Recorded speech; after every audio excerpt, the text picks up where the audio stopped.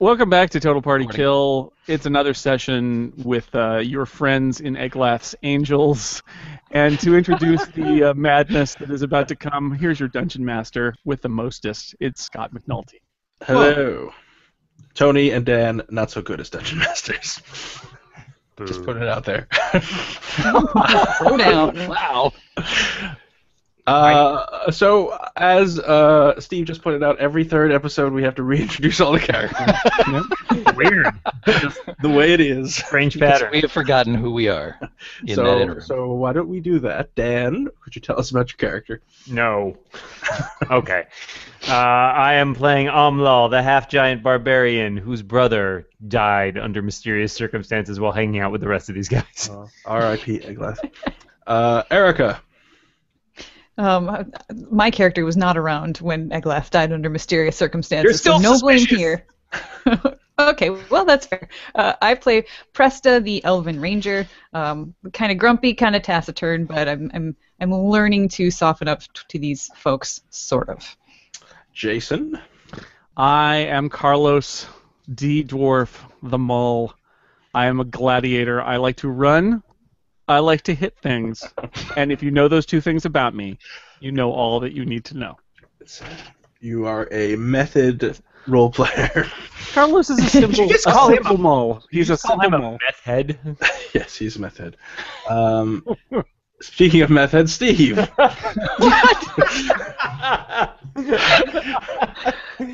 I am once again playing Kachka, a 3-Kreen bard. My brother was not killed in combat in a previous encounter. In fact, I ate my brother shortly after birth. It's a 3-Kreen thing. There was a hootenanny afterwards. It was actually pretty fun. It's a high honor. Yeah. And Tony. I play Redgar. Redgar? I don't know who I am anymore. He doesn't even know his name. Let me try this one more time. I am Redgar. Just a guy. You know him, you love him. Maybe you don't actually know or love him. But he's just a guy making his way in the world. But he today. sure is regular. And it takes everything he's got. And a pottery enthusiast. Pottery enthusiast. Regdar! He's the bureaucratic part of the team. He's a skilled middle manager. He keeps track of the experience points for all the members of the team. I don't actually do that. I'm really hoping Scott's been doing that the whole time. I was going to say, neither do I. actually do any bureaucracy? I don't recall that. I create a lot of paperwork. It doesn't always get done. But, I feel like as one of the most literate members of the party, I am the most qualified for that. Scott Regdar told me that I'm actually level 8 now. So Ooh, that may be a 3 that I smudged. I'm not very good at this. we should deal with the accounting for that. Oh, dear. Now, I will say, the next time we play, you will all be leveled up.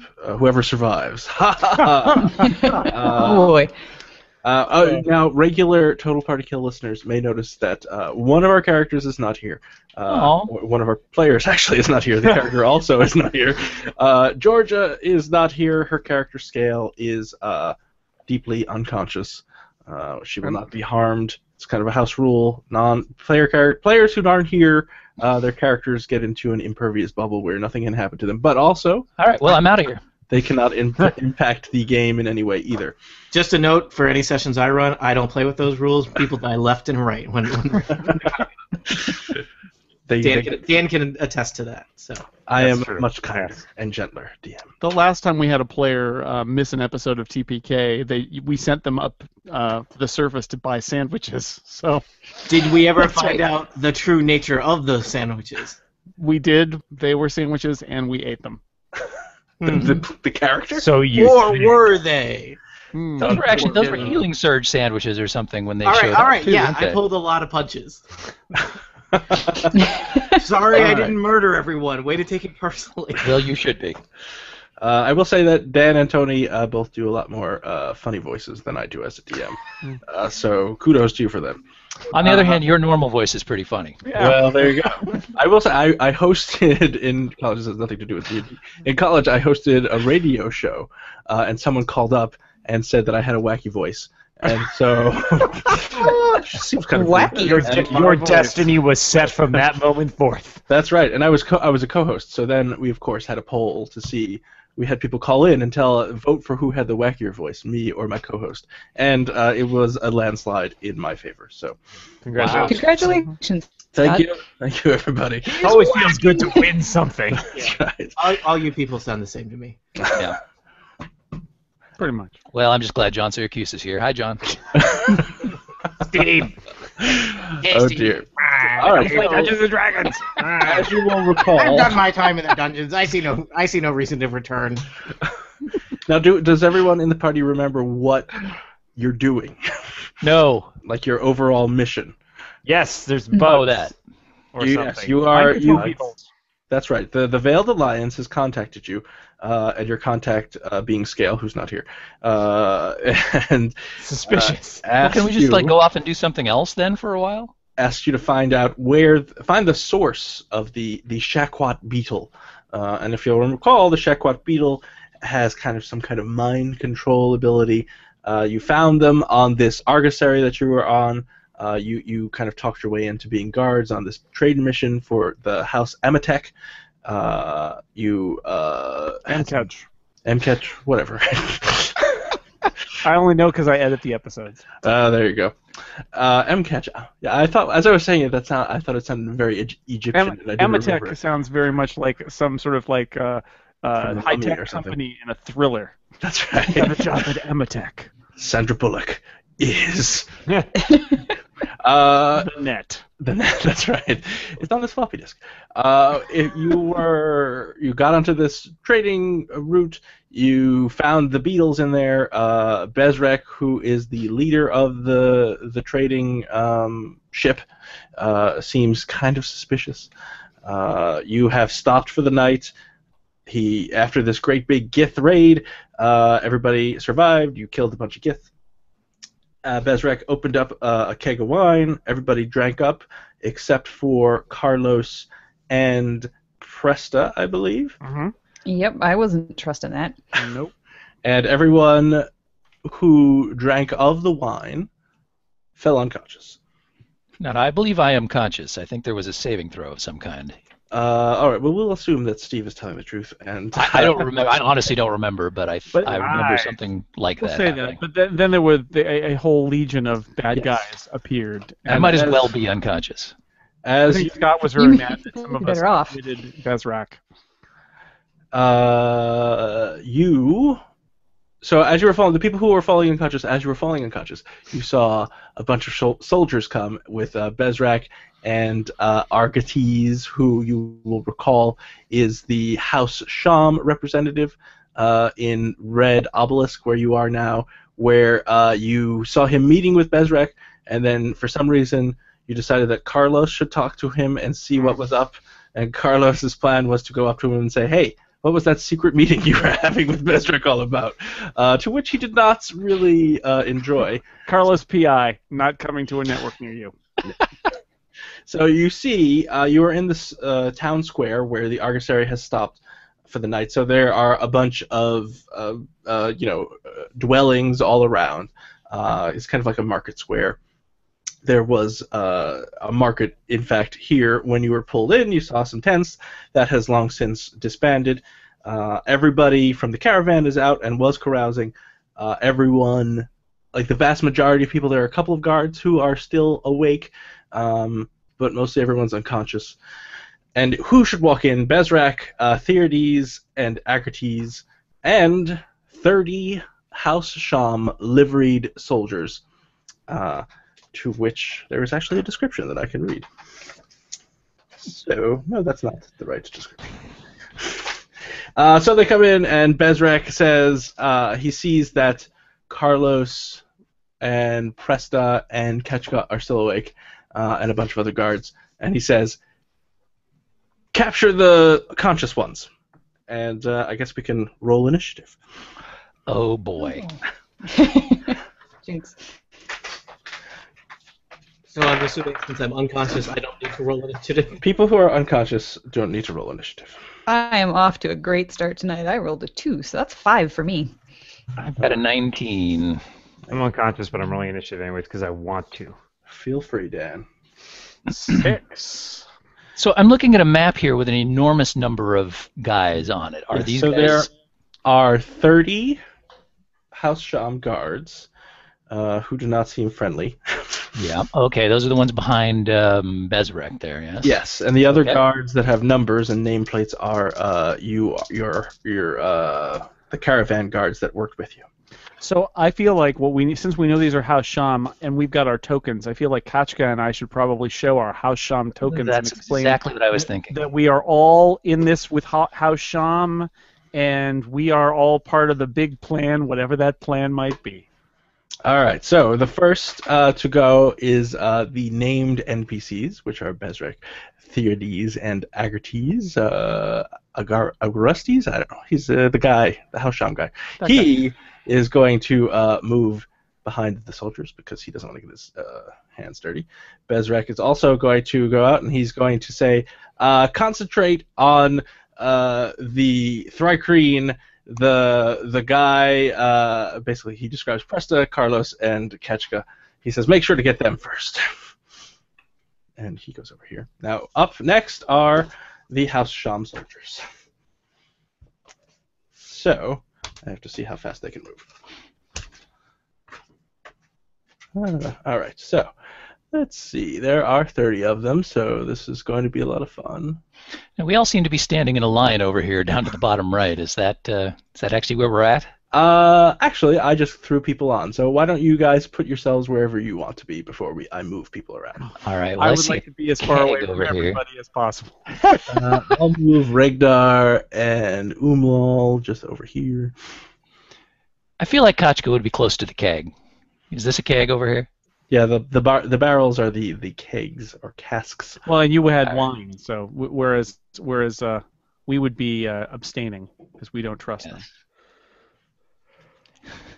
So untrusting. Mm-hmm. I have no idea why. Okay, so is everybody where they want to be? Sure. All right.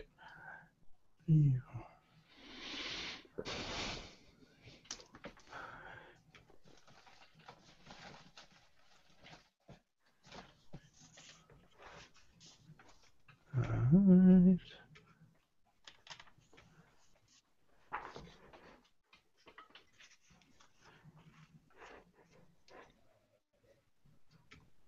That's a lot of guys. There's a lot of guys. Can we surrender as a bonus action? You can at any point if you want to yell out, "We surrender." That's fine. Well, I like I was saying, I feel like we need to show our House Sham tokens and be like, no, wait, we're with House Sham too. We're your buddies. You're our buddies? We're with you. You don't need to attack us. Plus, we were smart enough not to drink your wine. Not sure if that's. It's worth having smart folks on your team. Okay, so and then these guys they're all moving in lockstep because it's annoying to move 30 people around. Who knew? The designers of this adventure. Because I mean, we can't win this, so not to take this to account. So they move. Many of them double move, which means they can't take an action. But the ones who approach the still conscious caravan guards unsheathe their swords, and you'll notice people who are savvy about these things that they are hitting the guards with the flats of their swords. So they are doing what's known in D&D language as subdual damage. So they want to knock them unconscious and not kill them. Mm. So that's interesting. Fun fact. And so let's see. Delightfully fun. Yes, there's 1, 2, 3, 4, 6 of them that can actually attack. So we'll do that very quickly. And luckily, all the guards have exactly the same stats, so fantastic. And they... Oh, plus 3.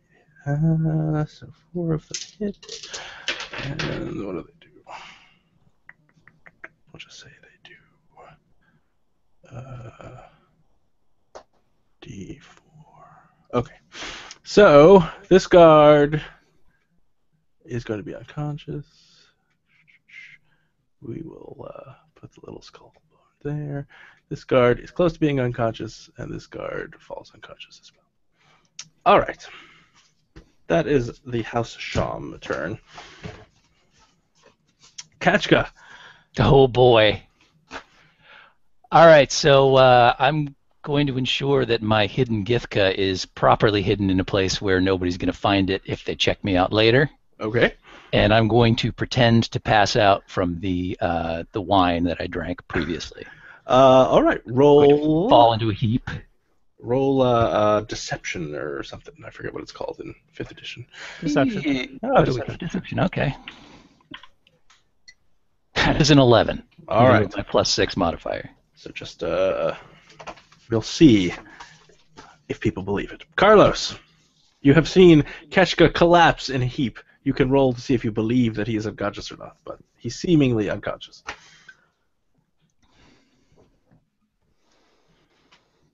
I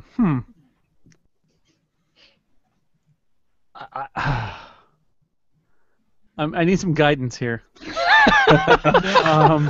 Okay. You can try your thing with your token. Yeah, I wanna. They know that I'm awake. I'm not gonna just faint. So I wanna display the token. Okay. To any. They don't know you didn't drink the wine. Well, they might. To the guys, to anyone who will take it and say, I'm with House Sham.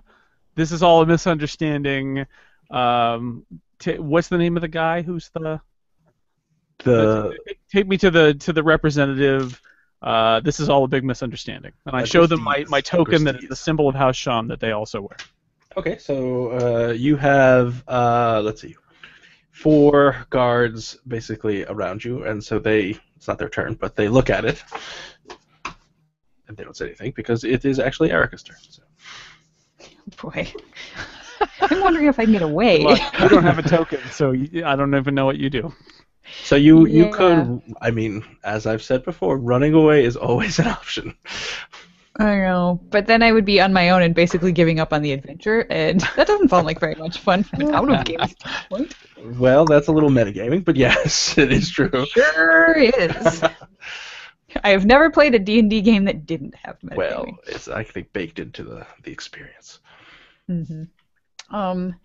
You know what? I wouldn't have pulled any weapons because I was just hanging out and stuff. So I'm not gonna draw any now. I'm just gonna put up my hands and just be like, listen, I don't want any trouble. I don't know what's going on, but and then I will just basically delay. Besides speaking. Well, so if you decide you want to do something, just let me know. Will do.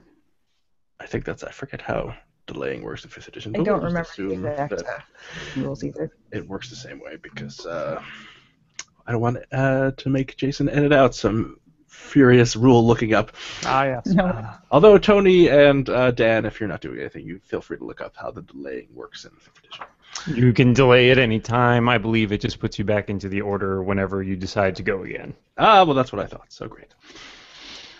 So it is the named NPC's character thing again. Bezrek is yelling out. He's heard what Carlos said, and he says, "Don't believe their lies. Get them, knock them unconscious. We'll take care of them later." And it is the soldier's turn. So let's see. We will have these guys move over here. This guy's gonna move over onto this unconscious guy. I really should have made these guards different figures, but it's a little confusing. So there, I'm going to say that this guard is not going to last very long against 4 other guards, so he's going to be unconscious. But these guys have already went. This row Rather of people... presumptuous. You're not even going to roll for the guy? I can roll. Faceless, meaningless chattel to you? I'm just wondering why we're doing this if all that's going to happen is that we're waiting for us to be unconscious. You guys, there are... I mean, now it does seem like that's what's going to happen. It's 30-3. I don't know, players could get out of things. There's always a chance you can run away. The cavalry could come anytime now. Cavalry could come. Cavalry. They're not going to, but... now the question is, do these guards think that Ketchka is actually unconscious? Yes, they do. And let's see. Well, you said you got an 11. Yes. So I will roll. That's a strong 11. Well, these guards are not very insightful, so they believe that you are unconscious. Nice. And one stops to start tying some things around your hand. So you can... Yeah, I'd just like to kind of hold my hands apart a little bit if possible. It's your turn next, so you think about what you're going to do. One soldier is there. These guys are going to walk away. This guy's going to start binding Regdar. This guy's going to do the same thing with Umlal. This guy's going to go here, and these guys are going to move over here. Let's see. So the one guard who has like a fancier hat than the others is standing next to Carlos, and he says, "Are you going to come peacefully, or do we need to rough you up a bit?" Why can't it be both? Well, I relish a fight, but not a fight I can't win. And as I said, I'm with House Sham, and I've showed you my token. So I will come peacefully, yes. All right. Well, they will not hit you. They don't know about Presta, but they've got you surrounded, so they feel like it's okay. So, Steve, are you going to do anything? Fake snore. I mean, is he binding both sets of my hands at this point, or? We'll say he only had a chance to get out his rope and start tying around one set of hands. All right. So, And you have heard what Carlos has said to the guards.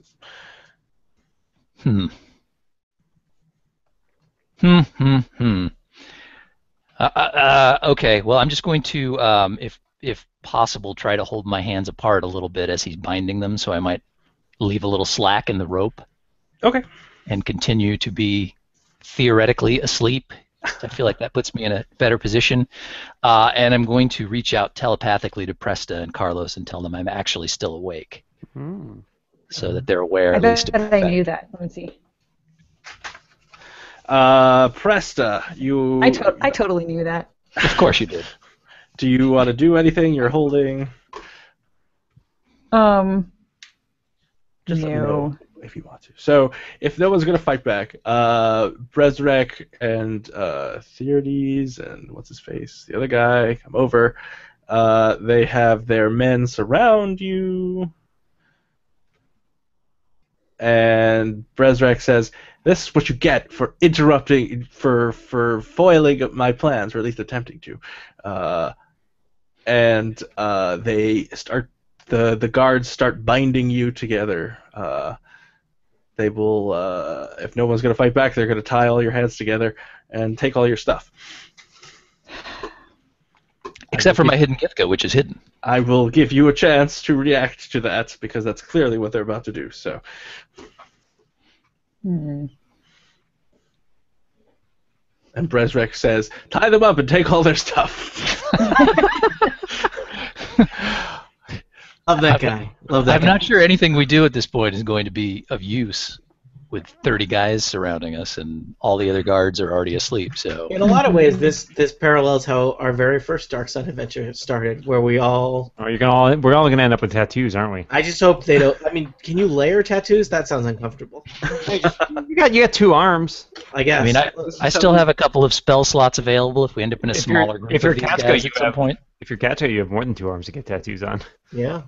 That's true. Yeah, I'm only 1 for 4 right now. So how do you tattoo a bug? These are the questions. Very carefully. Scrimshaw. Permanent marker. That's right. Marker works. So they have bound Umlal and Regdar and have taken all of their stuff as well. Thankfully, they're dragging their unconscious bodies towards the front of the Argosary. Regdar has little need for material possessions. In fact, like my inventory page is like I've got a stick, or quarterstaff, if you will. That is and some pottery.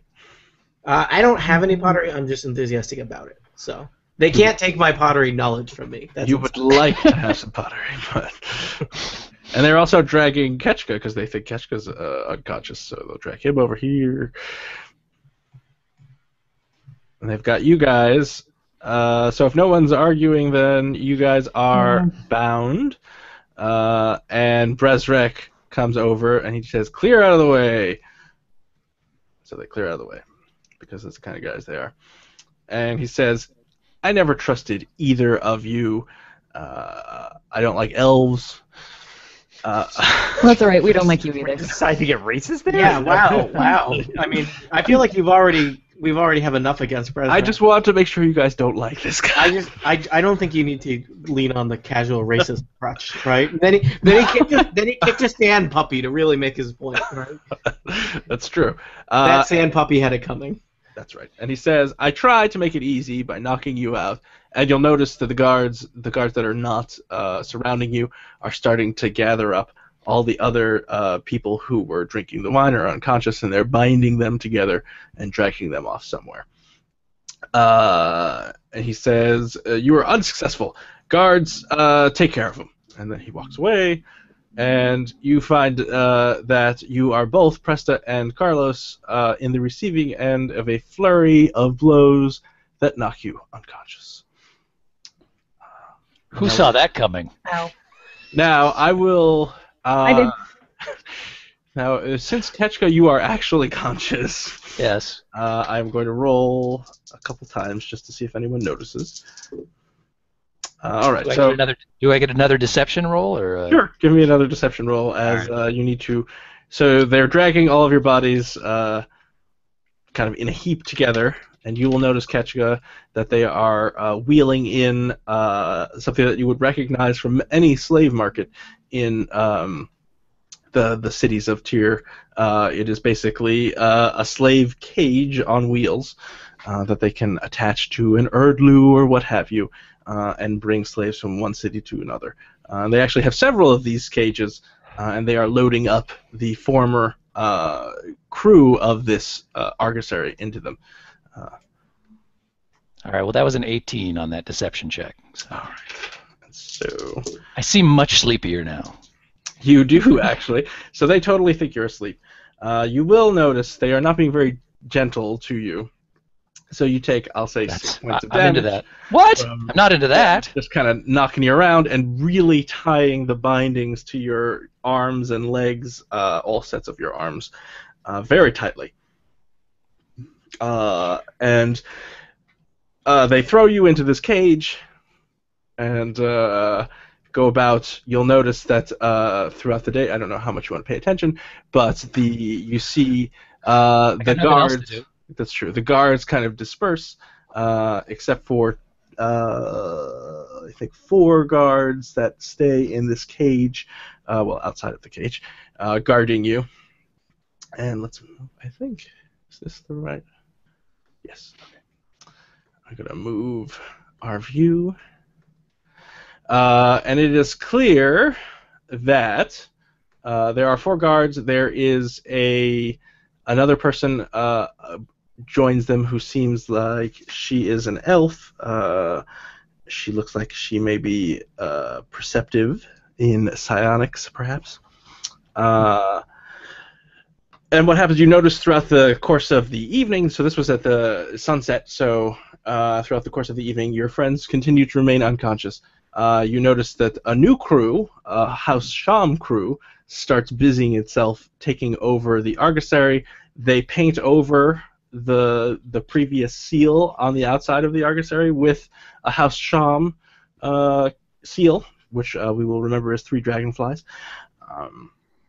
And it is clear that they have now taken this caravan and are making it into a House Sham caravan. So this is the Dark Sun version of a corporate takeover. That's right. or a chop shop, one or the other. Wow.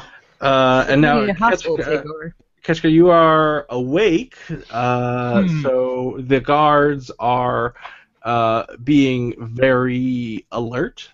You heard Brezrek, as he was walking away, say, keep an eye on these guys. They are very, very clever and very sneaky. Oh, that's so sweet. He likes us. And you learn, like as soldiers do while they're standing around, they're chatting with each other, and you learn that, in fact, Brezrek did poison the cask of wine that he gave to the caravan. Oh, man, what a twist. And that House Sham plans to take this caravan back to Tyr, and that the soldiers think that this is gonna not be looked upon kindly by House Amkech, and they think that perhaps this will lead to a trade war. They also kind of casually mention, and you would also infer this, that the prisoners, including yourselves, are going to be sold into slavery. Oh no, a war with the Trade Federation, guys. Oh, God. War! If only the child of a slave would somehow win some kind of race of pods. Well, we're about to be. We are on a desert planet, Tony. Yeah. Oh, the sand gets everywhere. I don't like sand. I don't like sand. So, Carapace. is there anything you would like to do? You are bound very tightly and being under close watch. My hands are bound, not my legs, correct? Everything's bound. What? Everything? All your limbs are bound. All right. Well, So, And you've been stripped am I back. just sort of? Are we just sort of all piled into one corner of this caged cart here? Yes. Why don't I explain what this thing is? It is a small wheeled slave wagon with sturdy bars of Miklik bone lashed together with rawhide. You find that you are bound with rawhide thongs and gagged. Oh, you're also Sweet. gagged, FYI. And you've been stripped down to sandals and undergarments, so this goes for everybody. There are 4 warriors. This is reading like 50 Shades of Sand over here.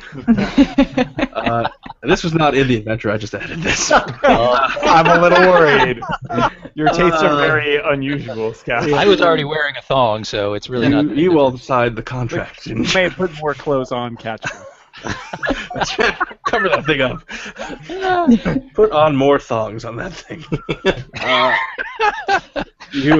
All the thongs. Thong everything. There are 4 warriors and an agent in the colors of House Sham. Nearby, you can see the caravan surrounded by Sham warriors and traders. I already told you the emblem has been painted over with a triple dragonfly insignia of Sham. There you go. All right. So we can totally paint back over that. We'll get that's right. This problem is still solvable. We're gonna graffiti Eglath's angels up there and kind of go full urban on them. Okay, so everybody else is still asleep, as far as I can tell. Everybody's still asleep. All right, so I'm going to sort of subtly wriggle about and then send out telepathic feelers and ask anybody if they're awake, and if they are, to also wriggle about. When you're I'm sleeping, basically going to try to wake anybody up if possible. when you're sleeping and Kachka does that, does he like appear in your dream yelling at you? He does. Oh my God, that's it's integrated terrifying. into your dream. Wake the F up! One of the you notice the agent looks up, stares at you, and says, "Kreen isn't asleep." Maybe she's a psychic, because she is. And so the soldiers, one of the soldiers opens up the cage, comes in, and knocks you out, What? and then he leaves. I don't even get a roll? You're bound and gagged. There's nothing you can do. I'm tough. I'm made of carapace. We can roll it. Oh, fine. Go ahead and knock me out. I don't care.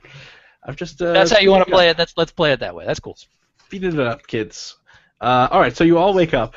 I like when you speed up our defeat. That's really good. The real time saver, real efficient. Rocks fall, sandy rocks. That's right. You all die. New characters. Those characters are also unconscious. Scott, you gotta watch out. There is a grim trigger for that. I have a group, and they have all rolled a group of dwarven bards that they're prepared to play. Should I kill off any of their characters? And that is a real game of chicken that I have to play every day. I'm playing a gnome bard in my other game, so We got one of those in my campaign. Every time I'm just like, maybe you all die, and one of them says dwarven bards, and the next then they harmonize, and it's like, all right, no, we'll keep doing this. This is good. that would be awesome. So you all wake up with massive headaches. The early morning sun is glaring in your faces. You're all bound and gagged. Ketchka can talk to everybody, although he might remember that when he tried it, the woman is still there who detected such shenanigans. So it's up to you if you want to try again. So everybody's awake at this point? Everybody's awake and wiggling around and kind of muffled moans through the gags. Can I ask a magic question? You may. How magic is this question? Well, so like most spells in 5th edition require some kind of components. And If it has a V, if it has an M, it requires a component. If it has an S, it requires that you be able to gesture. yeah. So as long as it's just got a V, you're probably okay. But they gagged us too, right? Yes, if it's just an M, I will think about allowing it. Because I mean, are my components with But all my stuff? they stripped you of you don't have anything on you. Also exciting. What if the components are just sand, though? Everything I have requires a variety of stuff, so there's nothing I can do just by saying it. So, Regdar is going to be a little less magical than usual. So, yeah. Good luck, everybody else. I'm doomed. So, does anybody else want to do it? How hard would it be to just break the bonds? That's a good question, Dan. Yeah, so I've got claws at the end of my fingers, and I've got kind of longish insect hands, so I was going to see if I can maybe curl a claw around and claw at my bonds. I am a half giant. So you know that you are lashed together, everyone except the half giant is lashed together with rawhide. The half giant is lashed together with much sturdier stuff. Which is indeterminate, but it is sturdy. I'm still gonna try to break it. Okay. Give me what kind of check should you give me? Is a question. Get some strength. I will go with strength as well. All right. Meanwhile, I'm going to try to claw through whoever's bonds are closest to me. So with a 14, you take 2 points of damage. For trying to break a bond? Yes, it digs into your skin. Ouch. And it does not break. Who's nearest Good me? stuff. We should get some of this.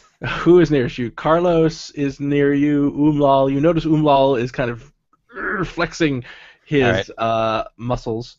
And as that's happening, a guard comes over and pokes at Umlal with his sword and says, "Cut it out." I'm going to see about slicing through Carlos's hand bonds with my claws. Or hands. Okay. Whichever. So why don't you give me some kind of roll with disadvantage? That's going to be very difficult to do. All right. I have a +4 on my claws as an attack. Give me an. Well, let's say that would be sleight of hand. Oh, okay. Which you're probably pretty good at. Give me one of those rolls at disadvantage. At disadvantage, okay. Well, the first one's a 8, so it's not looking good. The second one is a 14, but that doesn't matter. No, so that doesn't work. But it was a good idea. I will give you inspiration for that idea. Oh, nice. Well, I already have one, so it doesn't do me any good, but thank you. Apparently, I think you have good ideas, Steve. Maybe next time I will use my inspiration. I was going to say, you should have used it. Is there anything else anyone would like to do? Before I read the next railroad part of this. Can I make like an insight check to just check out and see if I notice anything about any of the folks around us as far as what their intentions might be? Sure. Let's see, insight. 21. All right. Well, you are certain that the House Sham folks are going to sell everyone into slavery. It looks like they're holding you in a special pen, obviously because Bezrek doesn't trust you. You think that maybe they're going to try and make,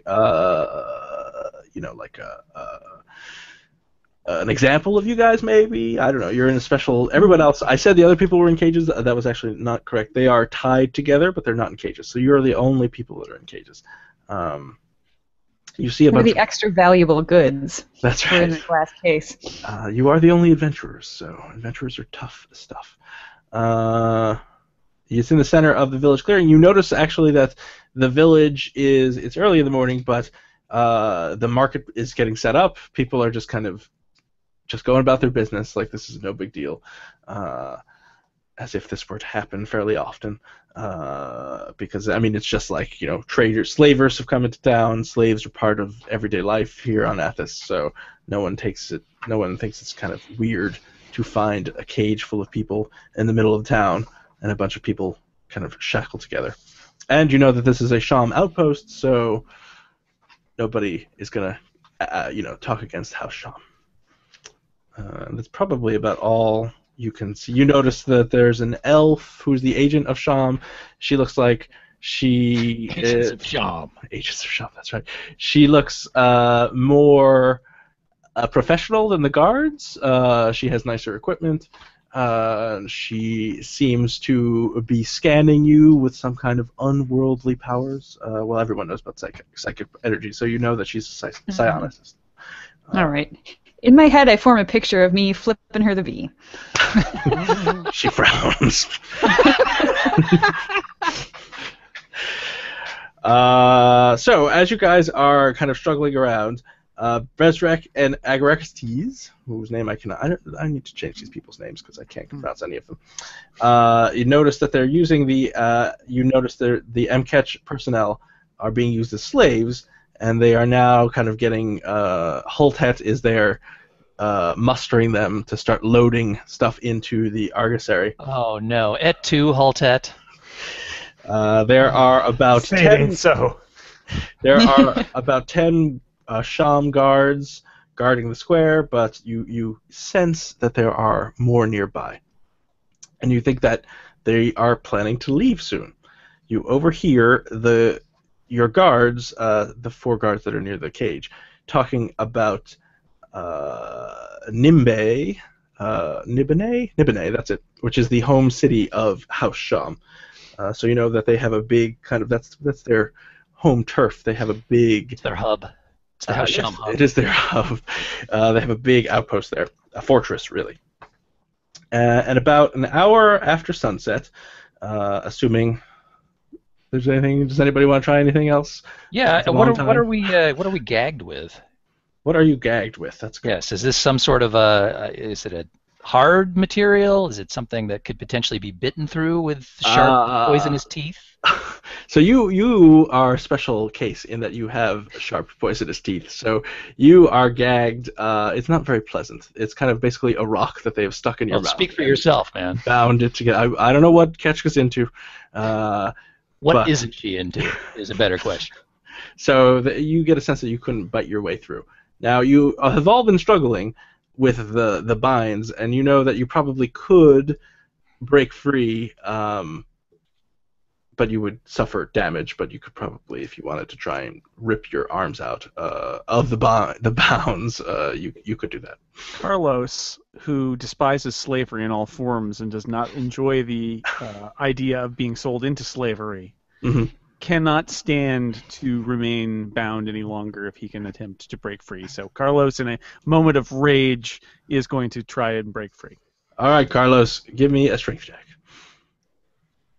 And you get an inspiration point for being outraged. Well, the next time you roll for something, you can use your inspiration point and get advantage. Yay. Or counteract disadvantage. Or counteract. I just got hurt. But now you just got hurt, and you take 4 points of damage as you are so angry. But all you notice as you're doing this that the binding that they've done is rawhide, but they've also nicely kind of inset shards of obsidian into it. Because they're mean. That's cool. And so blood is running down your wrists and your ankles. It's okay. And one of the guards laughs at you. Stupid slave. I'm going to make another effort at slicing through his bonds if I can. Okay. Only this time I'm going to utilize my inspiration so I don't have disadvantage on the roll. That was my shocked face.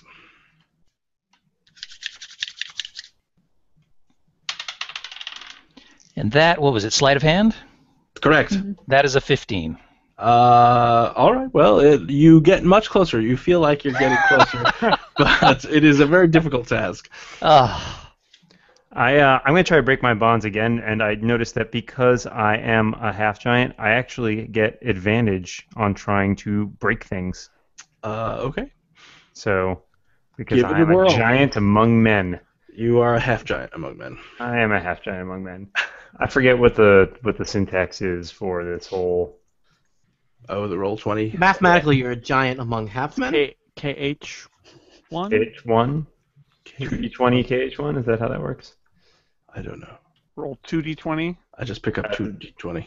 Yeah, there we go. So that's a 16 plus 5. That's a 21. All right, so 21, you break free of whatever exotic binding you have on you that I failed to name, and then you realize quickly you are still in a cage. Well, that's cool, but can I break the bonds on my friends?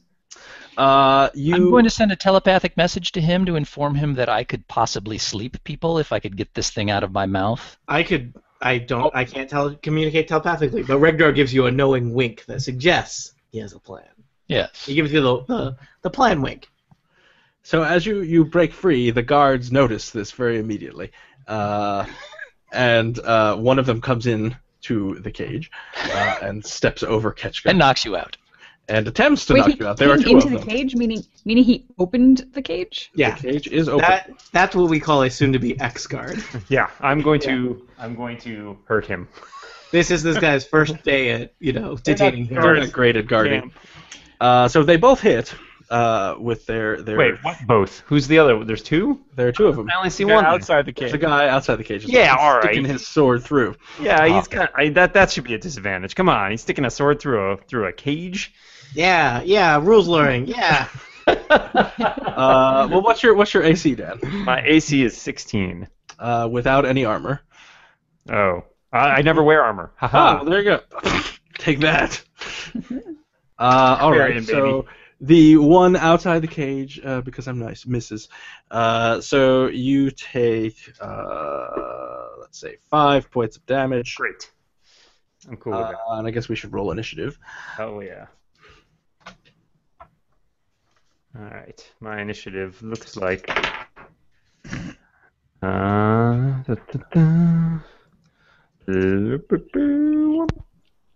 initiative looks like a 14. Did we win? 5 because I'm rolling all 2s.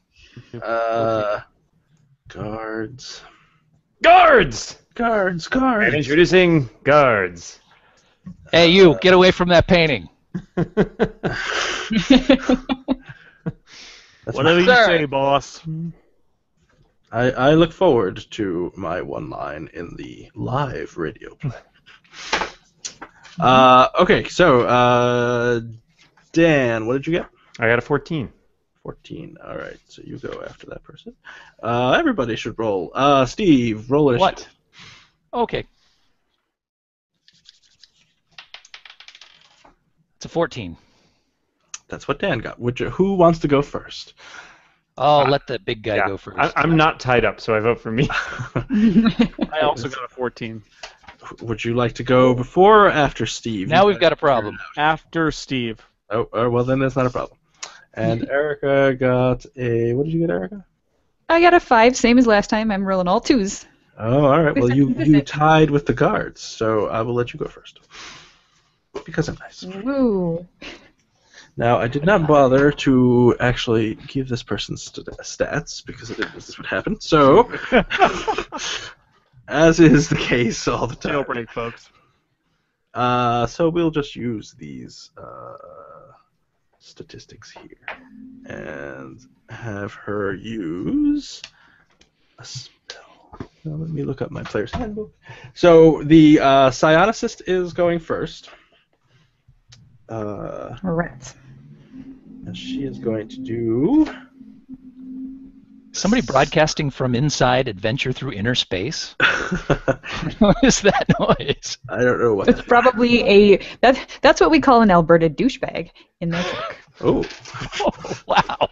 Is that like a guy in a pop collar on a moose or something? Oh, that's funny. It's not a moose with a pop collar, is it? Because I couldn't deal with that. It's just too much.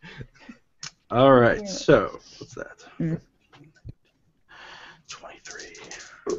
Yeah, the trucks here make lots of noise, and they're very large, and people are unaccountably proud of them. You're very lucky. Google image search turned up nothing about moose with pop collar. I thought our Omni-Movers just moved us to within range of the nucleus. And Dan, we got what I carte was blanche on pop color mooses. All right, Dan, how Yes. many hit points does Umlal have? Why do you ask? Just asking. Are you immune to sleep? I am. I'm not sleepy. 14 currently. Okay, so Unless do we wait? Let me rephrase that. You did not heal. We didn't heal when we were knocked unconscious and slept for many hours and woke up the next morning. I was still at whatever I was at. Well, that is not. So when you take a rest, you need to actually have restful sleep in order to heal. I was out. I was totally out. Gagged is not restful sleep. Oh, don't knock it till you tried it. I guess I should ask, what is everyone's current hit points? 16. Okay. Although I actually was probably able to go into my torpic state during the night. So. Okay. Well, we'll say Steve is at full hit points because he used the word torpic. I am at full hit points. How many hit points is that? 32. All right. That means I also get my spell slots back, right? Long rest. Long rest. Sure. Tony, how many hit points do you have? Do you know? I don't seem to have. My notes say full, but I don't know if that's accurate. All right. And Carlos / Jason, any idea? I have no idea. All right. Well, we'll just assume that Dan has the lowest hit points. So we'll start with him. 14. Umlal goes unconscious. So the key here is apparently remember not to write down my hit points. Then I can have any number. Well, that does seem to be what we learned. Sorry, Dan. Cheat to win. Cheat to win. I'm going to assume that Regdar. Well, Regdar, you fall asleep. How many hit points do you have? 22, I believe. If I'm maybe 22. Carlos has 12. I just looked it up. Oh, actually, well then, Carlos, you fall asleep first. Okay. Then Umlal falls asleep. Then Regdar falls asleep. So that brings us to what? 14 plus 12 is 26 plus 22 is 48. How many hit points does Ketchka have? Doesn't matter. I'm immune to magical sleep. Ah, good. And elves? Are elves immune to magical sleep as well? They are. Yep. All right. Well then, everybody but the people immune to sleep fall asleep. But we're all still bound, so it doesn't really make a whole hell of a lot of difference. And Well, except Amlal, but he's sleeping. Amlal is sleeping, and now Someone kicks me. If someone kicks we can me, wake I'll him up up. if we use an action, right? Yeah, That's totally. all we got to do. We'll steamroller him. Steamroller coming. Amlal, it was your turn, but you're unconscious. Ketchka, you are conscious. Okay, so There's a guard next to you. I don't know why. there I picked is. him out. All right. Well, with there's two whatever of them. with whatever ability I have, I'm going to try to slam into Amlal and wake him up. Which Okay. one is Amlal, though? Amlal is actually next to Ketchka, so theoretically you could try and do that. I'll just try to roll over the top of him and see if that helps. Can you not wake me up psychically? No. I thought you were like a psychic alarm clock. Just make sure to set your 3-creen every morning. So you are unconscious until the spell ends, or the sleeper takes damage, or someone uses an action to shake or slap the player awake. Specifically Yes. shake or slap. That's what it slap. says right here. Gotta be a slap. Not the player awake? Oh, wait, That's guys, true. I got this one. It does say that. The sleeper. It says the sleeper, not the player. Okay. Oh, that's much less interesting. Suddenly, we're LARPing. Oh, please, Right God, answer, no. Scott. Ketchka, you cannot slap or shake Umlal. If I roll over him, how is that not shaking him? That is, well... Surely he would shake if he were to be rolled over by a giant bug. Well, let's give me an athletics check at disadvantage. With, 17 is the... Oh, well, I might as well just give up now. All right. Well, you're bound securely. All right, well, I got a 7 on that first one, so no dice. Regdar's asleep. Presta, you are not asleep, Mm-mm. so you can do something if you want. I will, by the way, telepathically scream into his head. Okay. Wake up! You half giant! Wake up! You know, I will give it a try to see if I can, I'm right next to him, see if I can kick him, like kick out with both my legs enough to shake him awake. Okay. You said that was athletics at disadvantage? Correct. Okay. Oh man, rolled a 20 and a Oh. 2. Oh. Another one of my 2s. So that would be a no. If you rolled 2 20s, that would have been awesome. Yeah, it would have been, but it wasn't. It's guard's turn, so the guard steps over Kachka, binds Umlal again. Oh. And I guess if we want to continue with rounds, it is the psychic's turn. So she comes over and pokes Ketchka because she knows that he's using his psychic ability again with a quarterstaff, and you take 3 points of damage. All right. This is depressing. It is depressing. I'm sorry. Well, this is Athos. The guards leave the cage. I'm going to assume. Oops, that's Umlal. No uplift on Athos. The guards leave the cave. Everybody. So it seems like they're waiting. Guard under Ketchka there. Is there still a guard under? Oh, is there? Ooh, there we are. I was missing some guards. So after a little bit, who comes in? About an hour before sunset, Brezrek, Holtet Fen, and Agrestes and the Defiler come over to your Oh, cage. the Defiler? There's a Defiler. So The what now? What is that exactly? a Defiler is a magic user on Athos who, unlike some magic users or wizards who are preservers and fight against the tendency to suck the life force out of people to power their magic, Defilers have no such compulsion. He's the reason why all the beer on Athos has sand in it.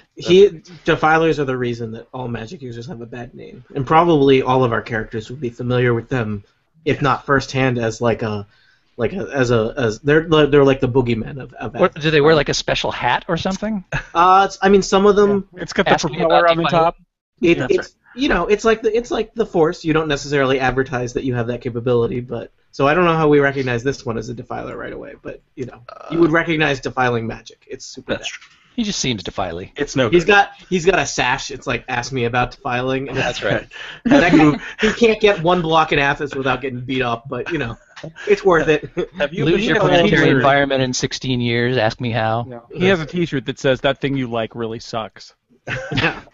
And I was into it Yeah. before you were. Yeah. The parallels between hipsters and defilers on Athos it's strong. It's 1-to-1. Yeah, And it's 1-to-1. douchebags in Alberta, as it turns out. There's a reason. There's a reason we can't have anything nice in Dark Sun. It's true. So half a dozen guards also accompany them. What? Is he on a fixie? Pipe? He's on a penny farthing. Blazer with patches? Yeah, but it's all Jason. It's all made of artisanal chitin, so that's how they get you. That's right. He's on a unicycle.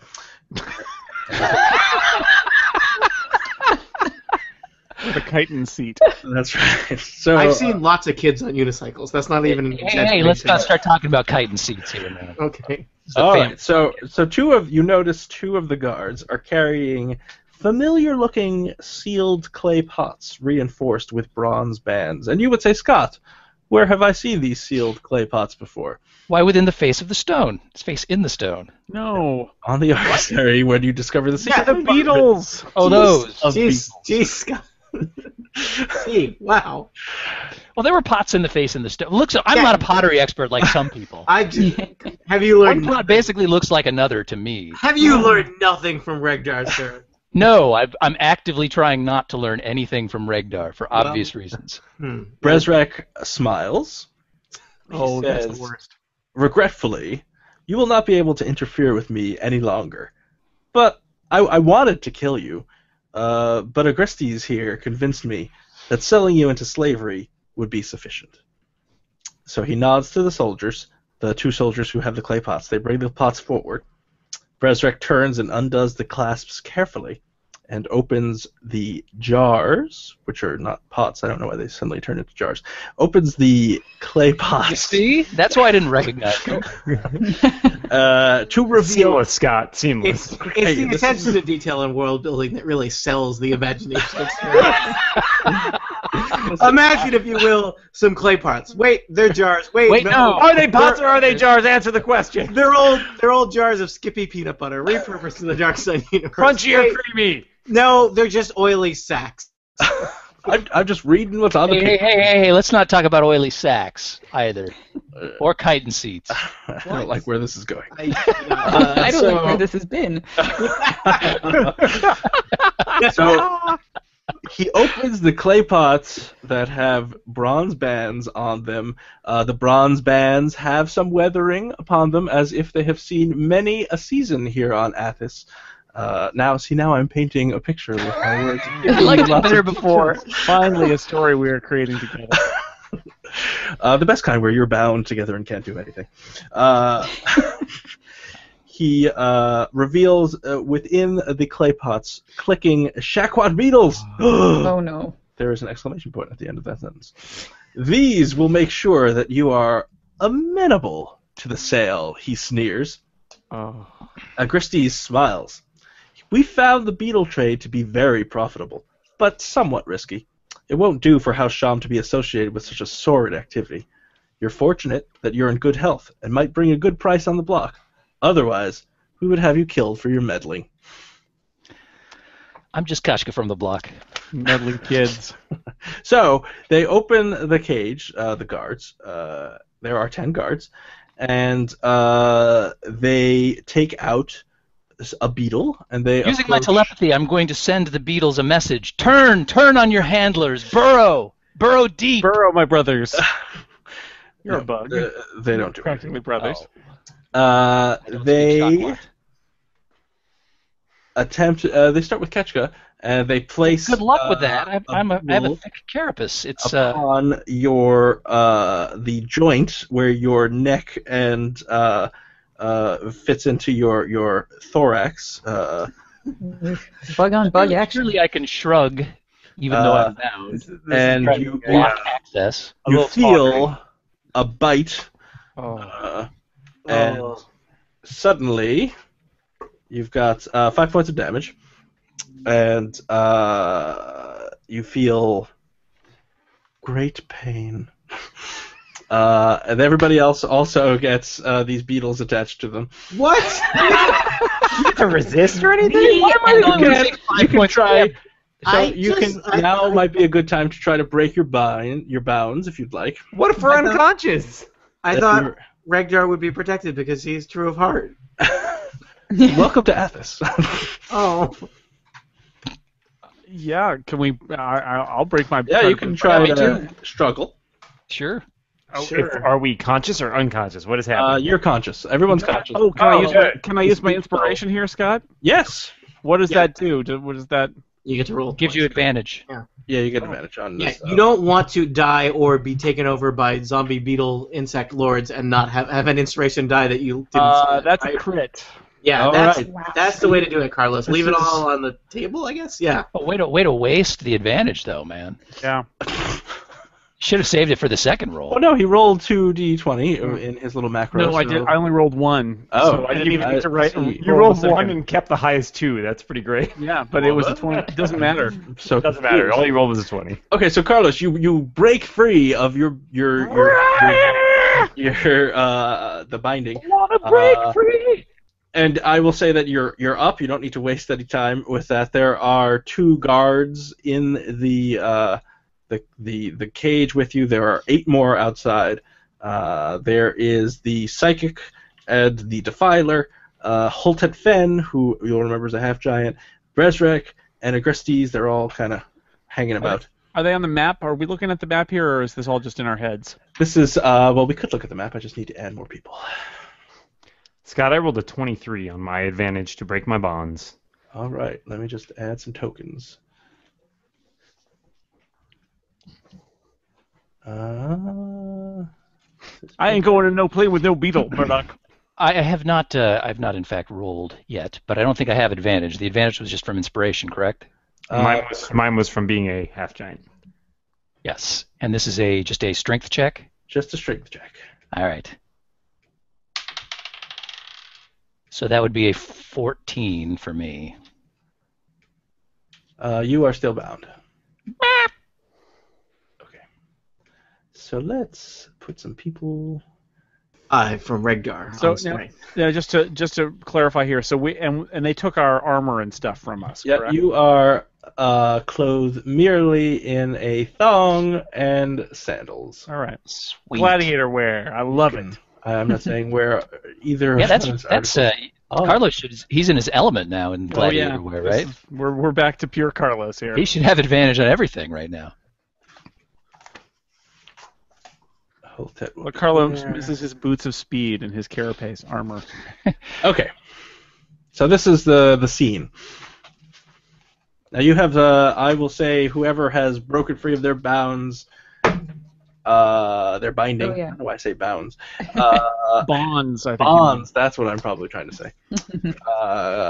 We'll have a surprise round, which I know is different in 5th edition, but I haven't tried yet because I want to. I'm not as strong, I think, as some of the others, but I want to try using the bars. So instead of just like trying to pull from each other, I'm trying to pull my arms apart and press them up like around one of the bars to give a little extra leverage oomph to the leverage. Okay.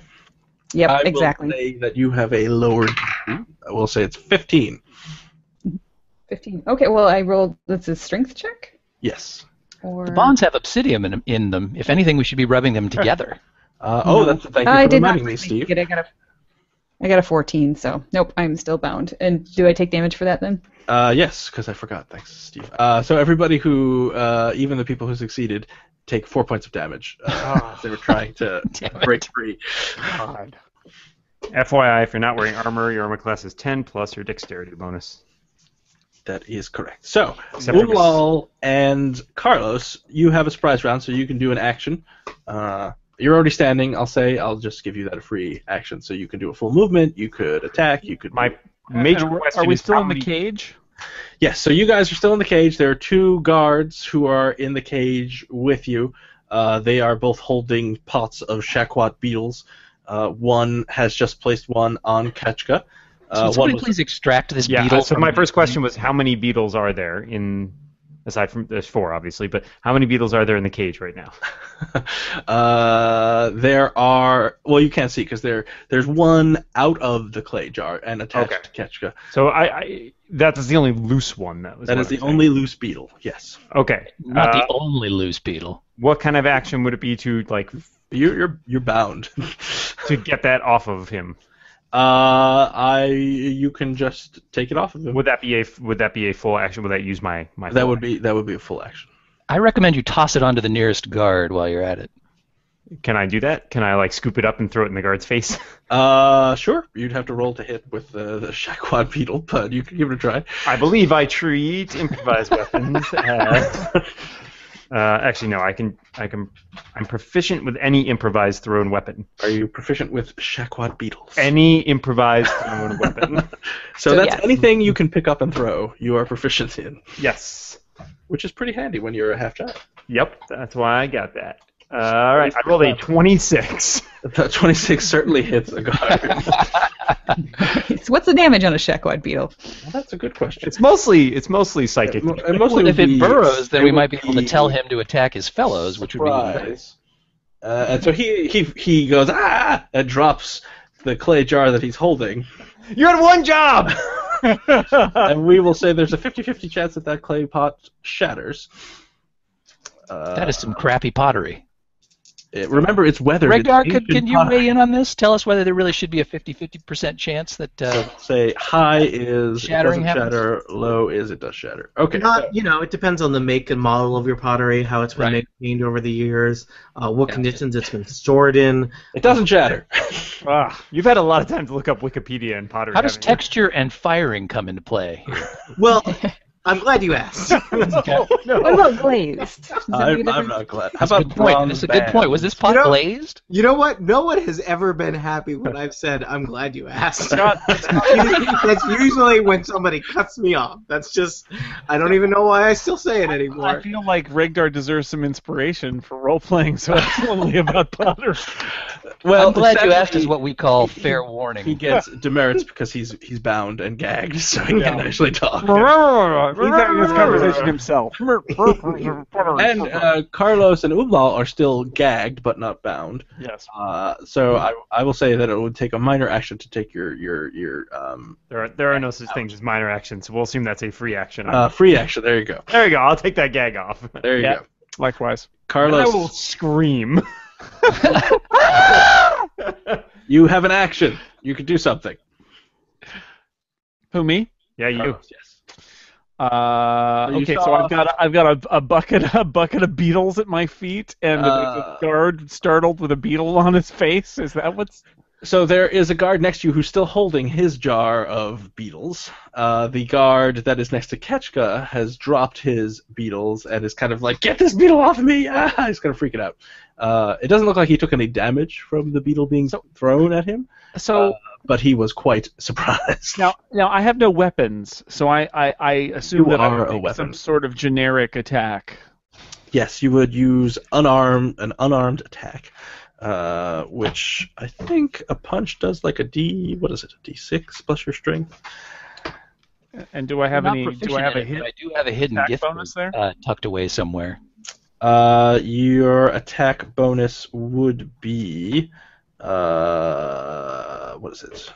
Is it your dex or your strength for unarmed? Proficiency versus plus. Well, if you are proficient. Unarmed attack. Oh, unarmed attacks. Yeah, it's actually. This is terribly organized right now. Let's look at the index. I found. An unarmed attack Looking is up rules.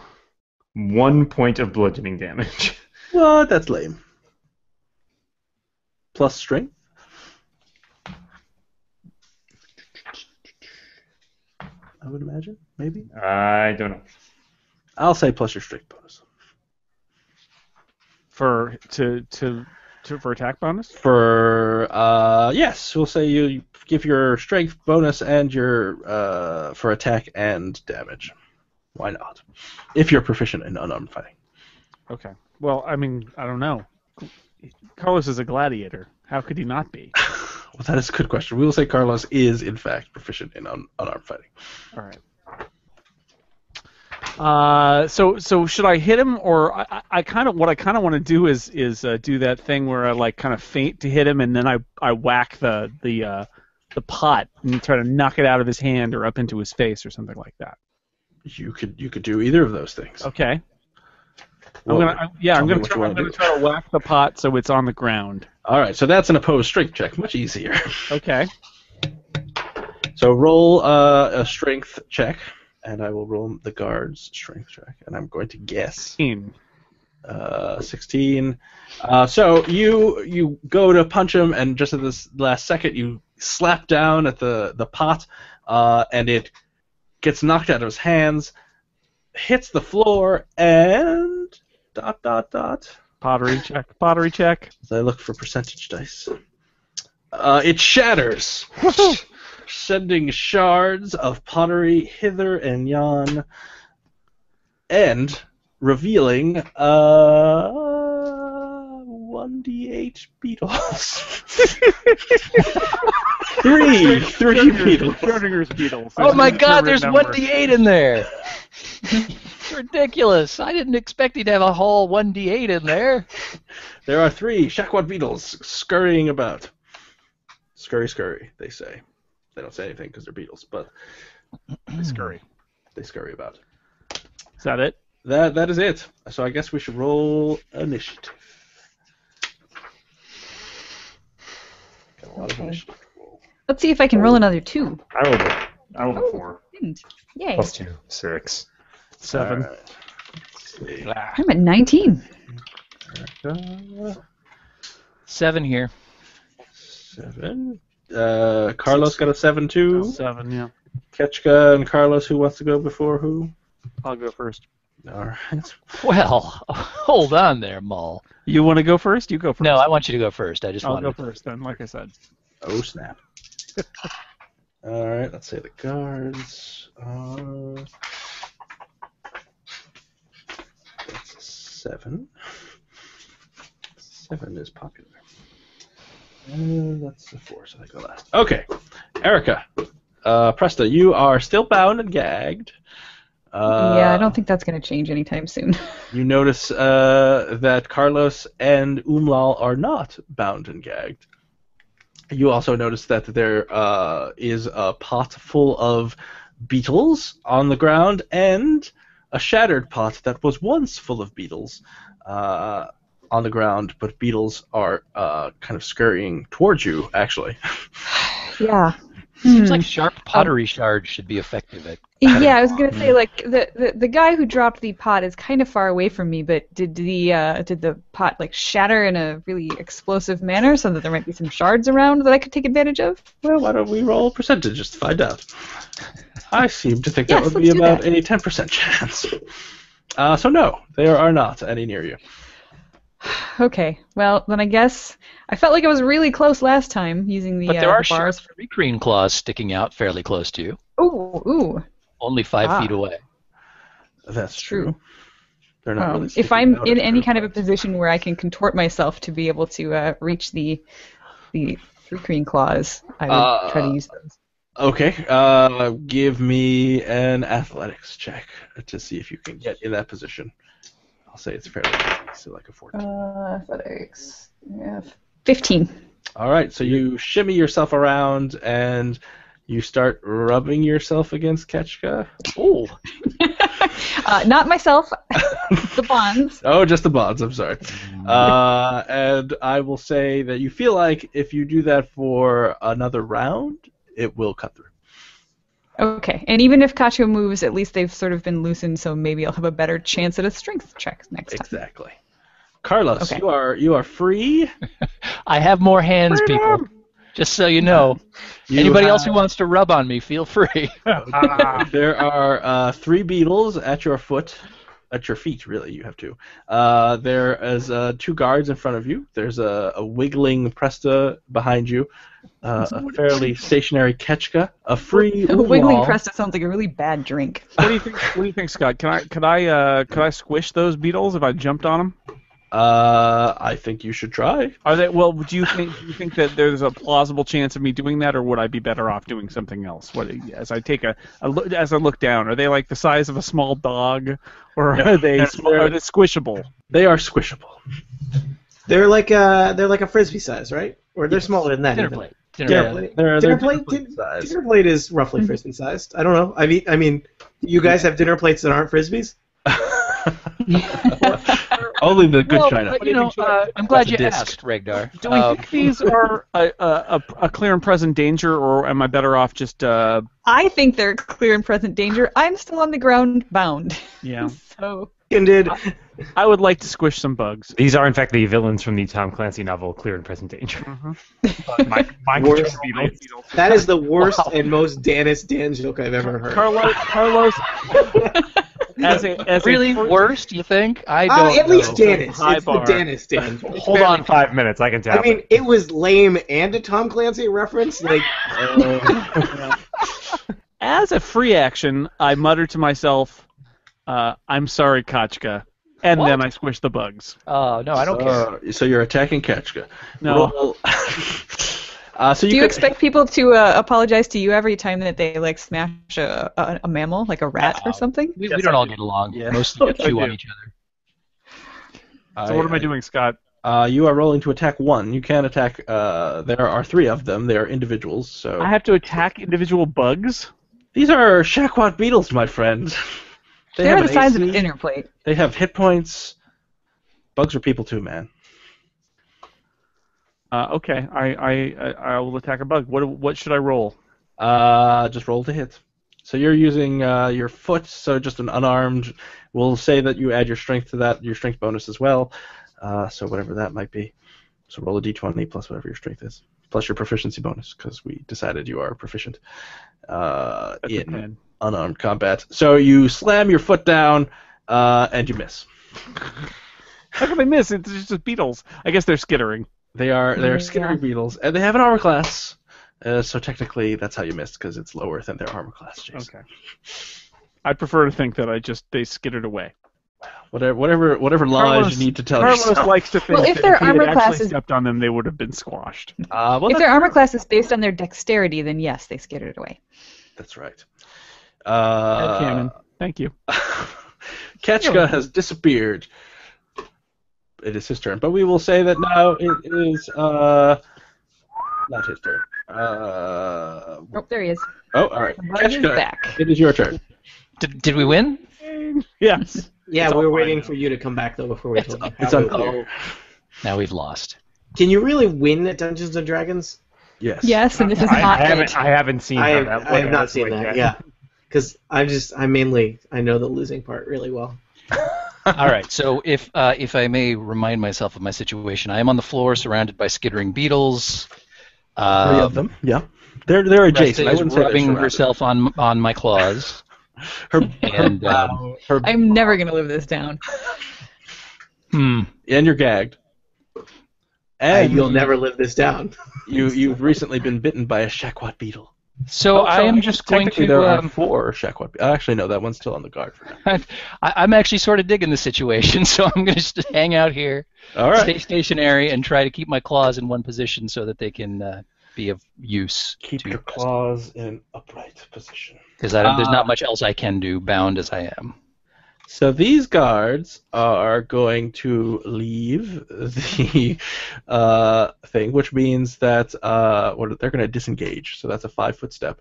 They can't get attacked, and then they're going to close the gate and lock you back. Disengage just meant they used their action to disengage, and then they could move wherever they wanted. Is that Just what for it my means? own edification, I just wanted to know. Can they not? Which means they wouldn't be able to shut the door yet. All right, so let's see who's faster. Okay, so one of the guards.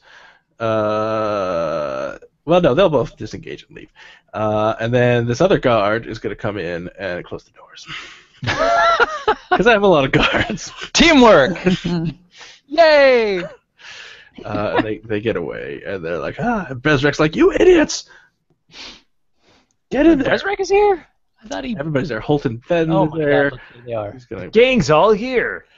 So they lock the thing. Regdar, it's your turn. I am tied up as I have been for roughly the last hour and a half of game time. Yes. So I guess I can do another strength check to try and get out of this. It's freeing, isn't it? Ironically, being bound. No, it's really not good. Huh. Wow, I rolled a Opposite of freeing. 3. Aw. It's threeing to be here tied up. You take 2 so- points of damage. Little what? I'm sorry. Can you say the number again? 2. And that is just from struggling, or is that a beetle burrowing its way into my head? That is just from struggling. Oh, I should make the beetles into.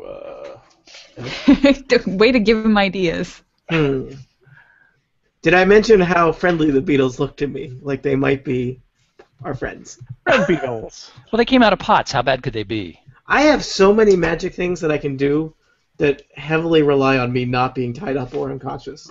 Yes. It turns out it's hard to play a tied up unconscious character. You're I'm not learning a unconscious. lot. You know what? Really, I could be really useful right now if I were untied, ungagged, and could somehow find a chip of mica. Is there one around here somewhere? Umlaw, you are ungagged and untied up, but you are currently locked in a cage. What would you like to do? I am going to. How many of my friends are still tied up? Everyone except you and Carlos. And are there any beetles left in the cage? Or... There are 4 beetles in the cage. Jesus. I am going to untie Regdar. How many people can I untie? 1. I'm going to untie Regdar. How many half giants does it take? to Regdar is untie? untied and no longer gagged. And he Brezrak, says, "Oh man, let me tell you about the pots they used." I re-gag Regdar. I recognize that this is. I'm not glad the you right ungagged me. I recognize that this situation is much better suited to entomology than to pottery knowledge.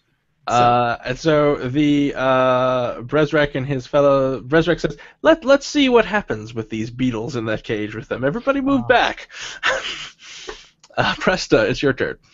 Are the bars wide enough that they could easily be kicked out of the cart? Yeah. All right. Okay. I guess I'm just going to continue trying to get myself free. So. All right. Your arms are freed. So you can use a free action to either take out your gag or untie your feet.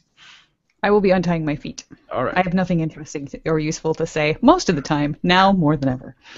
Excellent. So it's the Beetle's turn. Well, Presta would rather just not talk. Now I have an excuse. Let's see. The Beetles are not very smart because they're beetles. Hey.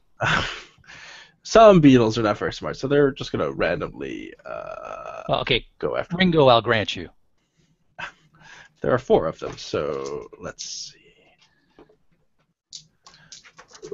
Who do they go after? So that 1, 2. All right, so 1,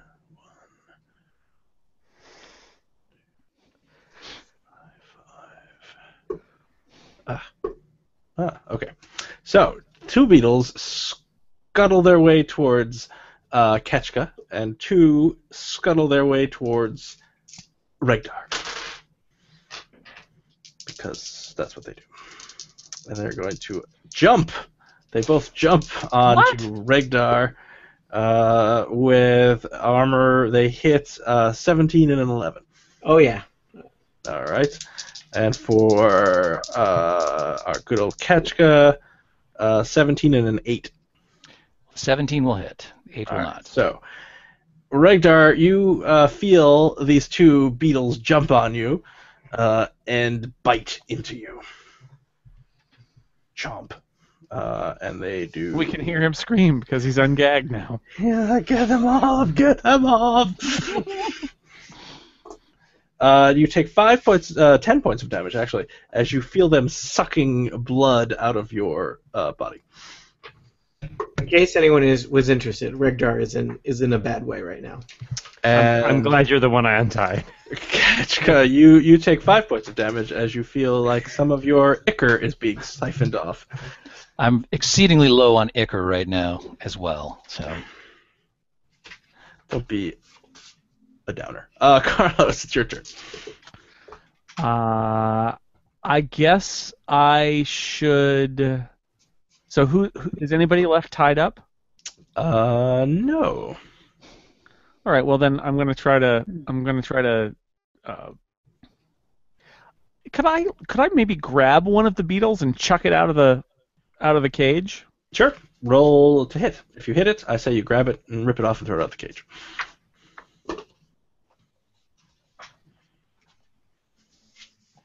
And for Beetles what don't it's have worth, great I can't defenses, find so. anything about being proficient in unarmed strikes. So It it's looks like basically everybody's- it counts as a simple melee weapon as long as you're proficient with simple melee weapons. You're all set. So fighters You are, add your- in fact. Awesome. You can add your proficiency bonus and your strength bonus. 24. Ooh. 24. You grab, I'm assuming off of Ketchka, the one beetle that latched onto him, and you throw it out of the cage. Yeah, toward the what's-its, toward the guy who's back there. Okay. That defiler or whoever that is that's way back in the background. Okay. Just in their general direction. Oh, that's the It's second. sort of in line, right? I reach over, grab it off Ketchka, and chuck it out of the cage right at that guy. They're like, Ketchka. It's your turn. So I'm still just sitting here, bound and being sucked on. Not bound. I thought Ketchka No wasn't longer being bound rubbed anymore. on, but I am being sucked. Oh wait, I forgot Ketchka was bound. So Carlos, if you want to unbind him instead of taking off the beetle, you could do that as well. No, we'll just go with the beetle for now. Thanks, buddy. You can unbind yourself, maybe. I don't know. Yeah, I don't think Save you from a beetle. I don't think I've got enough hit points to try to escape again, so I'm just going to sit there, Oh. bound and Oh sad. well. If then okay. Scott. Can I just unbind him for no penalty? Just Yes. with my So Ketchka, you are unbound, and there's no beetle on you. What would you like to do? Neat. Okay. Well, now I have to think about that. Is there a chip of mica anywhere in the vicinity? Did they use a mica-based paint on the inside of this? I slate? had a bag of mica chips for a snack. So Does they have a mica filling I could maybe cut something off? I'm of? sure it's sand underneath us. Maybe some of that sand is mica. Despite I rolled a percentage, yes, there is. You notice a glint of mica on the floor. Yes. How wonderful! What a wonderful coincidence.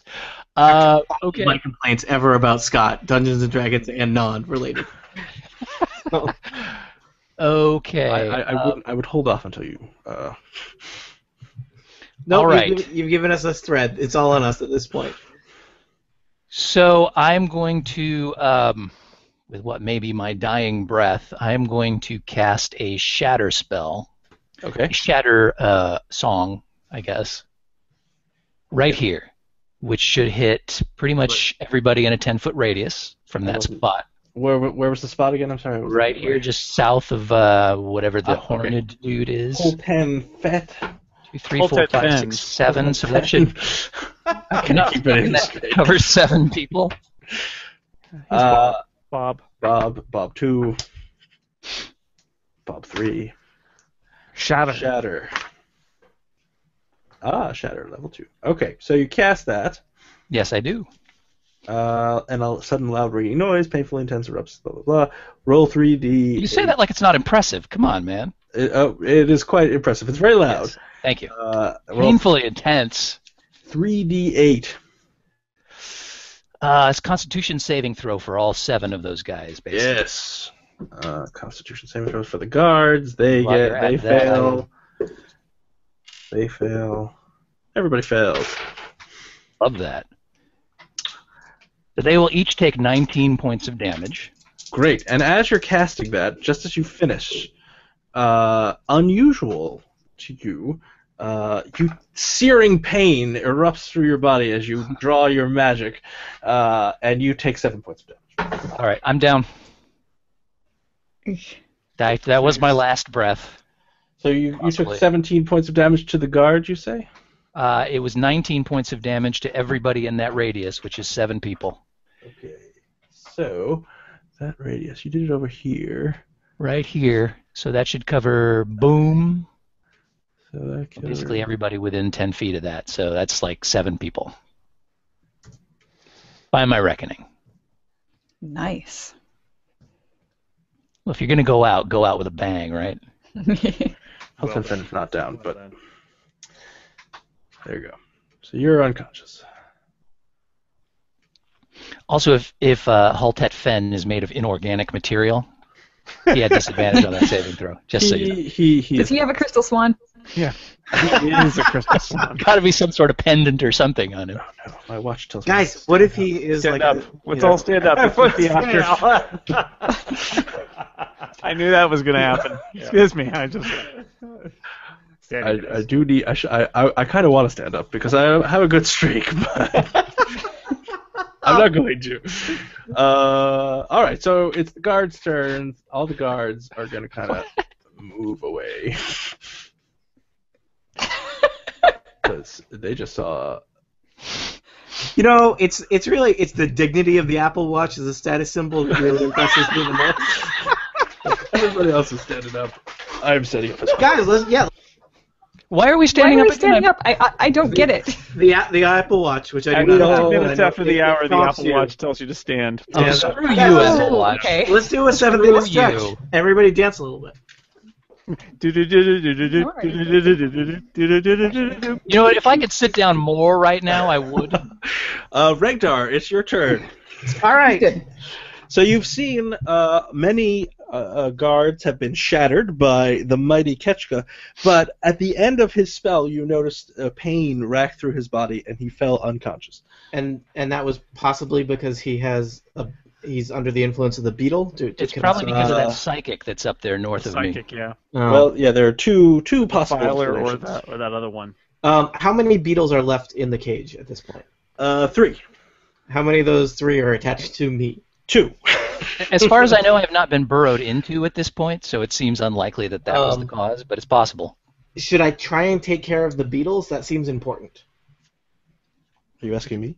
I'm asking the team. If Tony stood up, would the beetles come off of him? How hard would it be for you to take? I mean, do you have something that's good for killing beetles? You got magic missile, right? I got magic missile. I feel like and I could. I think that's good. Yeah. All right, I'm gonna do One less thing to worry about. Yeah, I'm gonna boost it up to level 2, so I get to do 4 targets, so I can hit 3 beetles, and let's aim something at. What do you think? The psychic? Yeah. Why Yes. All right. So probably it would normally be hard to hit myself with a magic missile, but it's magic. Well, you're and not I hitting don't even have yourself. to roll.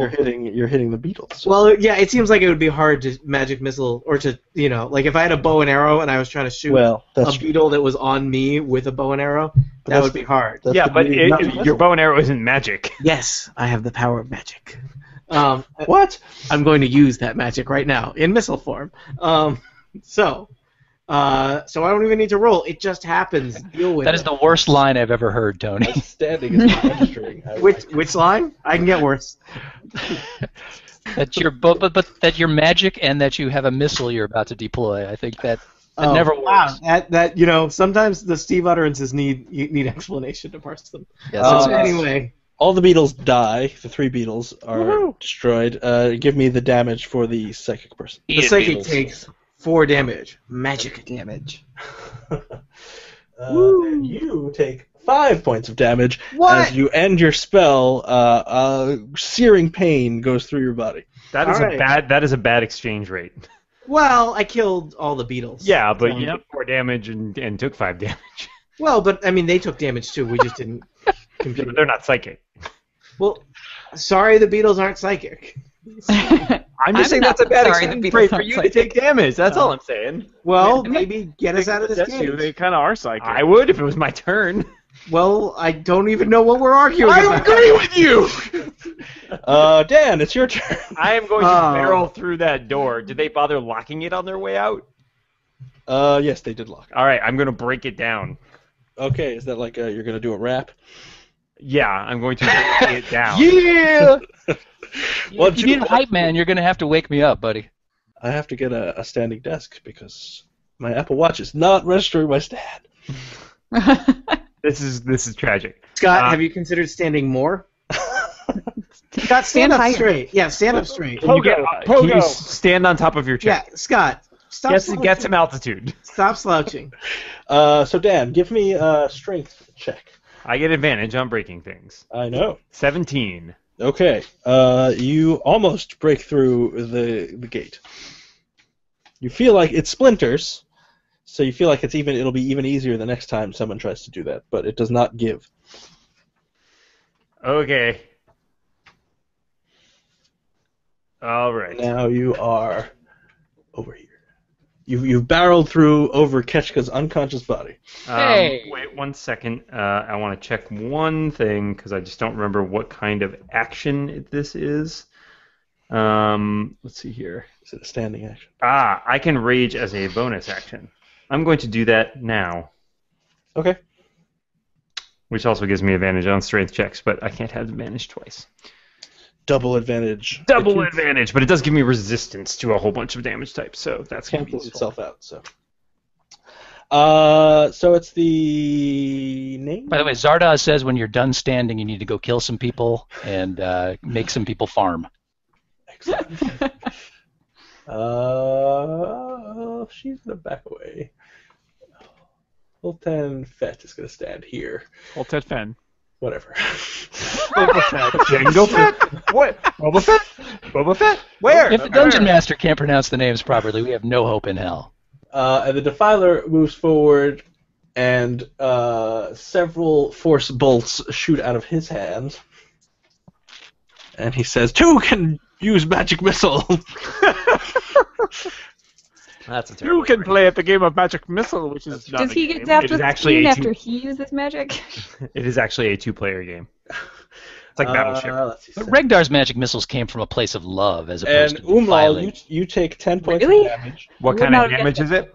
Force damage. You don't want to ask which place of love specifically it came from, but it was from love. I believe I resist everything except psychic damage. So how much damage was that? 10. So It is now 5. And you notice in a ring around the Defiler, the sand has turned Pocket full of into posies. ash. Dead posies. As he has sucked the little life force that is out of the desert sand to power his magic missile spell. What a jerk. Yeah, that was a... Okay. All right, stop playing with your Apple Watch there. I wanted to register my. I'm standing, Apple Watch. I'm standing. What if you hold your hand way over your head? Will it get it then? Is it an altitude thing? I don't think it's an altitude thing. Presta, it's your turn. It's your wrist sleeve, isn't it? I believe you said it was a minor action to remove my own gag. Is that right? Correct. Okay, so It's a I free will action. take up my gag, and then I will cast Cure Wounds on Kachka. Beautiful. Excellent. Yeah. So let's see. That is a D8. So I guess that whole eating elves thing is just water under the bridge at this point. Well, I did use you to remove my bond, so I feel like there needs to be some A payback little quid there. pro quo. Okay, that's cool. And I've never actually seen you eat an elf, so Well, maybe you you're know, one of the not good yet. ones, I don't know. I keep it on the QT. And you notice Got a little pouch Presta- of elf niblets in my backpack. But that's Oh, elf niblets. They're good. They're good. Have you ever had one? Presta, you do not take any damage after casting that. Interesting. All right. Let's see. What is my bonus here? 4, 5. So you get 9 points back. Love it. Thank you. Beetles are dead. You are welcome. I spring back to my feet, or I will on my And next. that is all I got for this turn. Excellent. Carlos, it's your turn. I'm going to slam against that door of the cage and try to blast it open. Okay. Go for it. Oh, could I stand up too, though? Yes, you're standing up. What do I do? Strength bonus? Strength. Check? Strength check, yo. 24. It bursts open. Can I do anything else, or is that it? You could taunt Holten Fet. Nope. Haltet then. Not double then. There will be taunting, but it won't be halt at fed. Holtet. The half giants. You can taunt him if you want. I shout, freedom! And that's You know, if my you turn. say his name wrong, maybe that works as a taunt in and of itself. That's right. I'm just taunting him. Because I'm an idiot. Only the DM's on our side. Ketchka, you're no longer unconscious. I love that. You have an elf to thank. Thank you, Elf. Okay, so, let's see. Offensive magic didn't seem to do much for me. And I'm still pretty low on the hit point. Is anybody else around me low on hit points? Oh, I'm very low on hit points. I got 9. How low are you? Regdar is at 5. This Carlos is low. at 8. I'm at 9. Carlos is at 8. Oh, well, Carlos would is right next to me there. Yep. Also, And Regdar really, I mean, what is Regdar and Kachka's relationship really about? I know you waste my inspiration frequently. I don't know what it is about. I'm just saying, I'll be sad if you don't heal me, but I won't be surprised. Carlos is right next to me. He's right next to the killed him. defiler. Are there two people in this square? What is that? Yeah. That's really Yeah, I'm in that square. I figured I was probably in that square because I had to kick the thing down or whatever. what kind of a relationship do you We're guys sharing. have? I We're guess is the sharing the question. square. We're square Really? sharers. Friends can share squares. I did not know that was possible. It's true. But if he hits you, both of you take damage. It says friends cannot share squares. Something like that. I'm You doing can it. Pass just- through my square. You can't stay there with me. Unless we are really, really close. Like Dan really is very close. old-fashioned. All right. Really Well, I very kicked it open, and now I'm sort of diagonal there. That worked. You did like a ninja kick, like you spun Yep. and kicked it and rebounded next to me. Then we high-fived. It was I awesome. did the funky diagonal. Is what I did. It's a great dance. That is All right. the worst dance. It's Well, not- that leaves then That's a Amlal callback. there facing the defiler. Is that correct? I guess so. That's Who? What? No, that's not the defiler. that's That is- what's his name, Scott? I don't know. I don't know what his name. What is his name? Is that Haltet? Yeah, it's Holtet's. Hold that fed. Haltet Fen. It's Fed. It's fantastic. Oh, Fantastic. look, it is Holtet Fen right here on this piece of paper. And everywhere else. York, It's also it's Holtet Fed. everywhere else. Woo! I will underline take this name. opportunity then to cast my own. I'm going to pay it forward or backward, I guess, as the case may be, and cast Cure Wounds on Amlal. Yay! Everybody line up. You'll get your turn. What does that get me there, Kachka? Well, let's find out, shall we? I'm looking forward to it. Tell me more. On D8 plus, I believe my spellcasting modifier is 4. You get 5. I'll take Roll it. the 1. I will take it. You're not an undead or a construct, are you, secretly? Not this Because- time. All right, Not- good. Good news, because you would have gotten nothing if that were the case. I'm an undead construct, which I believe cancels each other out. And because I feel a little bad about that whole situation, and because I have a bonus action remaining, I will give Carlos some bardic inspiration, Beauty. which means that within the next 10 minutes you can add 1d6 to an ability, save, or to hit check. Use it well, my mullish friend. All right. And that's it. You can take the little skull and crossbones off me now, by the way. No. I'm just going to save my click and leave it there. Saved you a click. I'm kidding. There you go. Take it off. There you go. Yay! Hurrah! You know what? Actually, I've got a move, and there's a lot of guards on that side. I'm just going to slip 1 square to the south. Brave Ketchka. That's me. I'm a bard. I'm not about putting myself in harm's way unnecessarily. Okay, so the guards have moved. Regdar, it's your turn. Kalu Kalay. Let's see. Hey, don't make fun of Regdar. Was that pot made of Kalukale?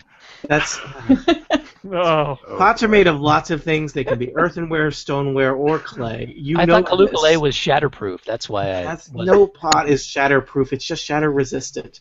Up to 1 Well, meter. he's got you there. Yeah. Cool. All right. Marketing. Duh. I totally have a plan for this. So, how about who is right in the doorway and the most in danger? That's almost. Umlo? Yo, How would you like to be protected? I would love to be protected. By magic. Sure. Yeah, let's say yes. I cast Shield. That takes 1 action, so I'm doing that. It uses voice and gesture. An invisible barrier provides +5 AC until the start of my next turn. Woohoo! Thank you. Enjoy. I'm in a cage, and my friends are providing a wall between me and my enemies, and I use my action, so really there's nowhere else to go. Move around anyway. Nowhere to go What? but up, you mean? Maybe you should stand up. I prepared a fame Everybody stand! Has it been an hour since you stood? No, I just... Friggin' automatons. Did you, Scott? Did you really? Wow. You didn't really stand unless your Apple Watch told you you stood. Look, just because their actions are controlled by a robot doesn't mean they're idiots. What's that? What's that? I have this beetle on my wrist. Apple Watch, robot or not. Go Anyway, forth moving on. and kill, says Apple Watch. Yes. The gun is good. Oh, sorry, guys. I didn't feel a tap, so I know my Apple Watch didn't tell me that. Ublal, it's your turn. Oh, all right. You've got a half giant in front of you, who looks familiar as Holtet Fen. I am raging, Well done. Thank and you. I am going to punch him or can I sort of like grapple with him? Is he armed? What is he carrying? He is armed. He has that's a good question. Let me check his statistics. Where did I put his statistics? Statistics. We've got statistics. I'm gonna guess a sword. We're living Oh, among here he is. the player's handbook. He's got He's axe. got legs. An He's got- axe. Knows how to Axe. use them. And a shield. How hard would it be for me to punch him and then try to wrest his axe away from him? That would be difficult, but possible. Well, we'll start with punching him. All right, give it a whirl. All right, so this is going to be a strength-based attack. I am going to. You know what? I'm going to attack recklessly. That's Sounds right. like you're doing that already. Yeah, well, that's what I do. That means I get advantage on this, but he will get advantage on me. But let's see how this goes with the whole punching him thing. 25. Looks like it went pretty well. You punched that guy. And what did we decide an unarmed strike will do against him? Uh, Against a guy? Why don't we say? Well, didn't you say it was 1 point of bludgeoning damage? Well, yeah, but I think you gave Carlos a boost on that. I did. What did I give Carlos? Also, I'm Strength pretty bonus. strong. bonus. So, Bonus. so I'm doing a flat. Let's see. I'm doing 6 points of damage. Alrighty. I'll take it. Take 6 points of damage. Oh wait, sorry. He takes 2 more because since I'm raging. That is roughly 8 points of damage. That was exactly 8 points of damage. I bare my teeth at Holtet Fen, got it right on the first try, and say, "You shall not pass!" Show off. Oh, and he says, "I don't want to go in there." Dan, that was angry men minus weddings damage. Thank you. I appreciate that. I don't know what that means. That was code. No one That knows was some what kind of secret code there. That was it. That was an inconceivable reference For an episode that it recorded today and has not yet aired. So, Spoilers! just So suck it, Spoilers! everybody. It is Thank you, Holtet spoiler horn. Fenn's turn. He My is not next happy. if I die, my next character is the spoiler horn. Warning you now. Oh, well, that's unfortunate for you, Dan, because he rolled a natural 20. Oh, dear. But I have shield. Well, it doesn't matter. Also, on further reading my notes carefully, I think I could only cast shield on myself. So continue. Carry I on. wish I hadn't attacked recklessly. You take 21 points of damage Ouch. as he swings his axe mightily through your flesh. But that is axe damage, That is axe damage. which I resist. So I All right. take 10 points of damage. So I'm still standing, which is amazing. I have 4 hit points. Jeez. Oh, Well, I know what I'm doing on my next turn. And then he swings again. What? I notice he has 2 attacks, What? but he may not hit this time. Does a 14 hit? Use Tony's total shield damage. A 14 does not hit. Yeah. All right. So he swings and misses the second time. Eat it, Holtet Fen. Everybody doesn't like you. I'm not very good at taunting. Holtet Fen yells, "Guards to me!" They're already there. He wasn't. His back's to them. He doesn't know. You're a terrible manager, Holtet Fen. Presta, it's your turn. All right. I am going to take one step over here and use another of my very few cure wounds on Omlal. Yay.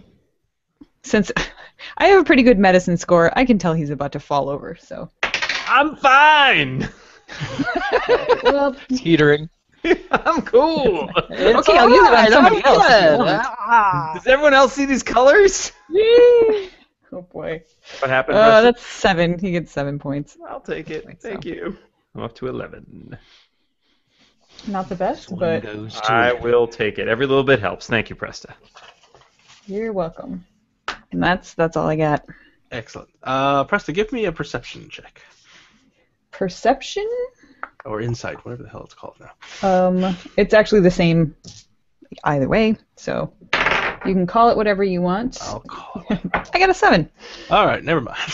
Point of order, I believe insight is when you're determining whether somebody's lying to you. Perception is what I meant. Yes. Carlos, Yes. give me a perception check and then tell me what you do. Perception check first. 9. Okay, then tell me what you do. Can I? So what's logistically here? Can I attack Holtet Fen at the door, or is Omla like filling up the doorway here? So the doorway actually, it's both squares. Like the Oh. cage swings open both ways. So All right. So Steve, Very progressive kid. What? so here's my question. Could I get past Holtet Fen and pull a weapon off of one of the guards who we killed earlier with the magic or with Shatter? Is there a well, is if there a way you- for me to grab a weapon from out there in the desert where there are guys? you could do Dead that. guys. As you pass There was a Holtet guy Fen, right outside the cage, like right around here. When he would Shatter. get a free attack on you. He may not hit, but he would get a free swing. I think I need a weapon here. Okay, right? so- There are weapons. What are the guards carrying? Swords. Yeah, I think I would be better off with a weapon in this situation than not. Okay, so let's say, how do you make it go ripply? I don't know how to do that. I'll just draw. Like that? Yeah, but I can't do that. So You just click and hold. With what? Are you sure that sounds good? What sorcery is this? Whoa. Yay! There you go. That was me, though. Well, I'm just gonna draw a little X there. Let's say there's a sword there where I drew that weird X. Got it. Oh wait. It's like 10 we are. feet away. I figured out how to do it. Okay. Anyway, so there's a chart. You could go there. Carlos, you go that way. I'm just gonna put you there. Yep.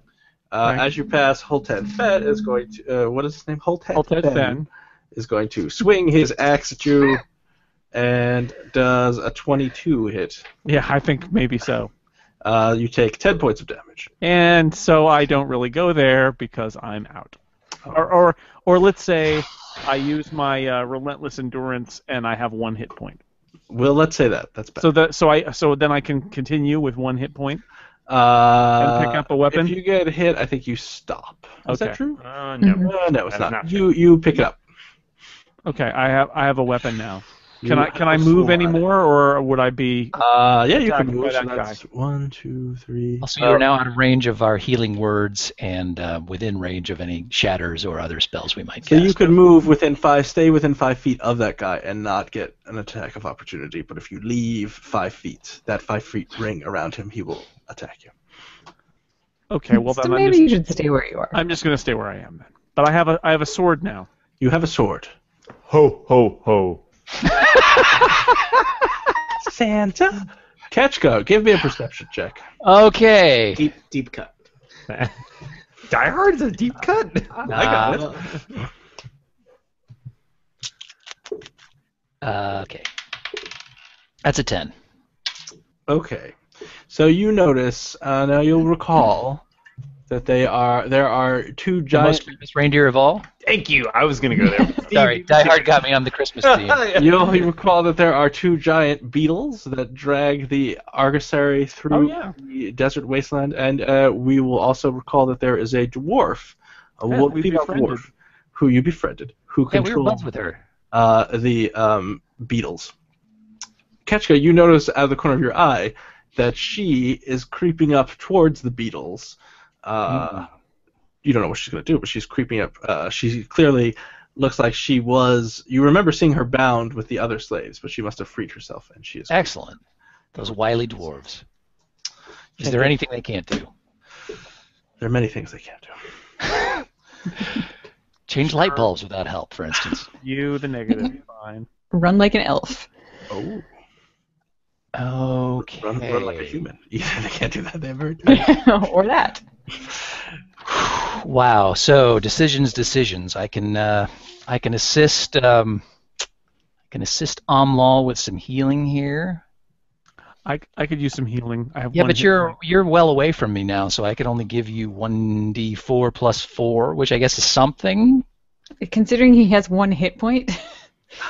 Then again, he's probably going to go down if he takes 1 hit, so what's the difference if it's 1 point or 5? All right. Well, I guess I owe him because I gave Amlal healing last time, so I will cast Healing Word toward Carlos. And that will give you...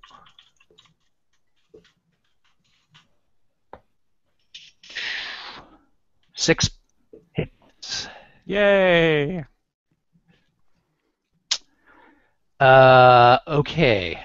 Also, that's my bonus action though. Can I demote my action to a bonus action?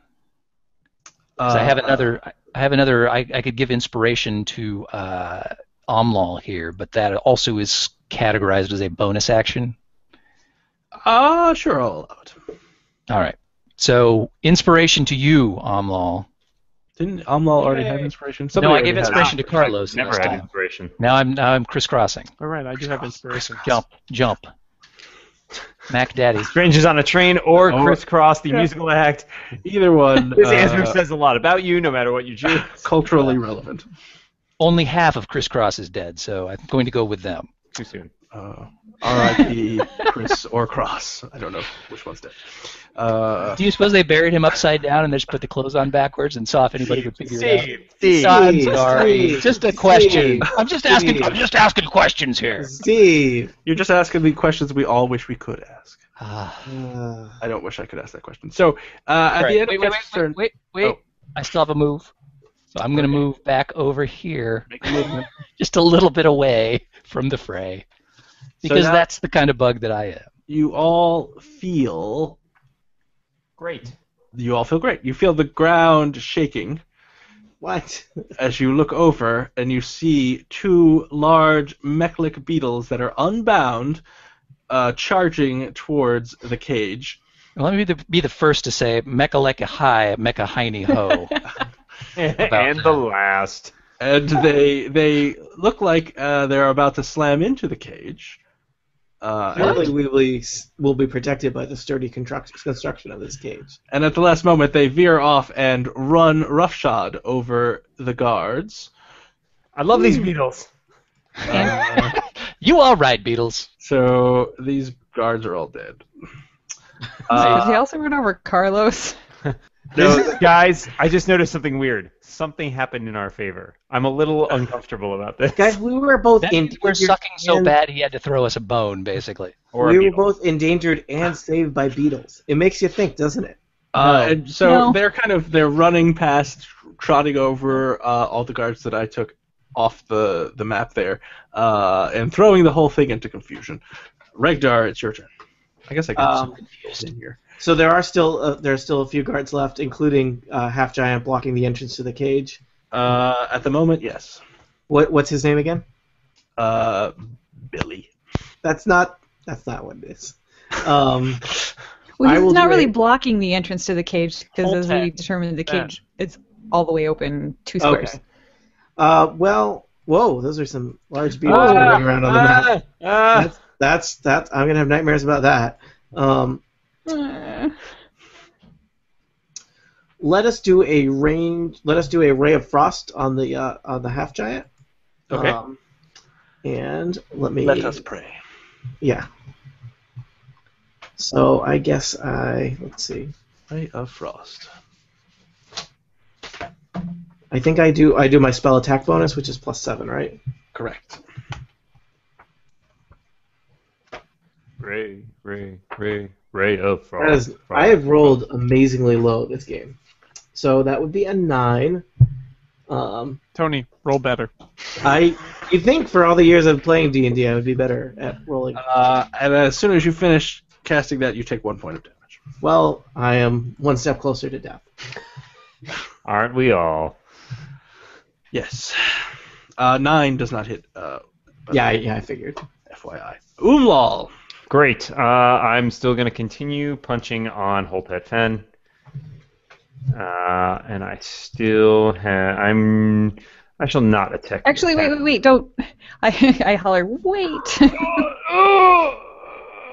What? Because, I think the best thing for Presta to do on her next turn is to help an ally, and since you're right there up in the fray, I'm thinking if you want to just delay until it's my turn, I will help, and then you can jump back in the action. Whoa, those are some big-ass bugs. Okie dokie. So you're holding. Because I think I'm close after you. I could be wrong about that, but I don't know. you Do are. we have a list somewhere? I have a list. Can we know what it is? Yes, so the bad guys go, and then Presta goes. I'm going to get punched first. if the bad guys are in between us, then never mind. All right, I'm going to punch. I'm going to not attack recklessly this time, so we'll just do my standard attack. Attack! I rolled a 26. That would hit.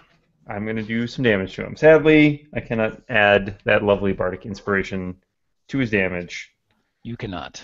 but I will save that. I will save that for later. You better. So that's another 8 damage. All right. Voltet Fen's face. Holten's its face looks okay. His faces look better. Your faces look It better. really That's hasn't. true. It looks bad all the time. I guess that's all I can do. I'm still raging. So I'm done. Holtet Fen looks pretty average for a half giant, so if that floats your boat. It's half average. Brezrek and Argus, or whatever the hell his name is, are like, get the beetles! The Muklik beetles, not the Shequat Please beetles. be more specific. There are too many beetles on the board at the moment. And so Hotel Fen looks at you, Omlal, shakes his head, and runs off, giving you an attack of opportunity if you like. I will take it. I never want to look down my nose at an attack of opportunity. There. That is a 23. You hit. Great. He takes 8 more damage as he runs away like a coward. All right. He's running towards a much larger adversary. Yeah, well, he's running away from me. That makes him a coward. All right. Yeah, and so all of the named NPCs are kind of moving to flee from the beetles, the Mechlik beetles, and are yelling, "Capture the beetles! We need them to move the caravan. We'll be stuck here without them." Presta.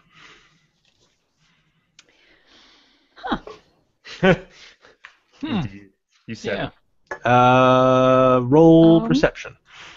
Sure.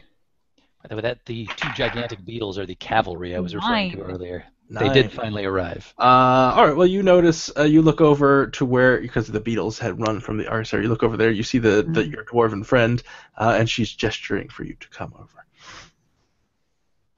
Oh, okay. Well, in that case, I guess I will head in that direction, and I'll say, "Hey, the dwarf lady whose name I have forgotten says we should go that way."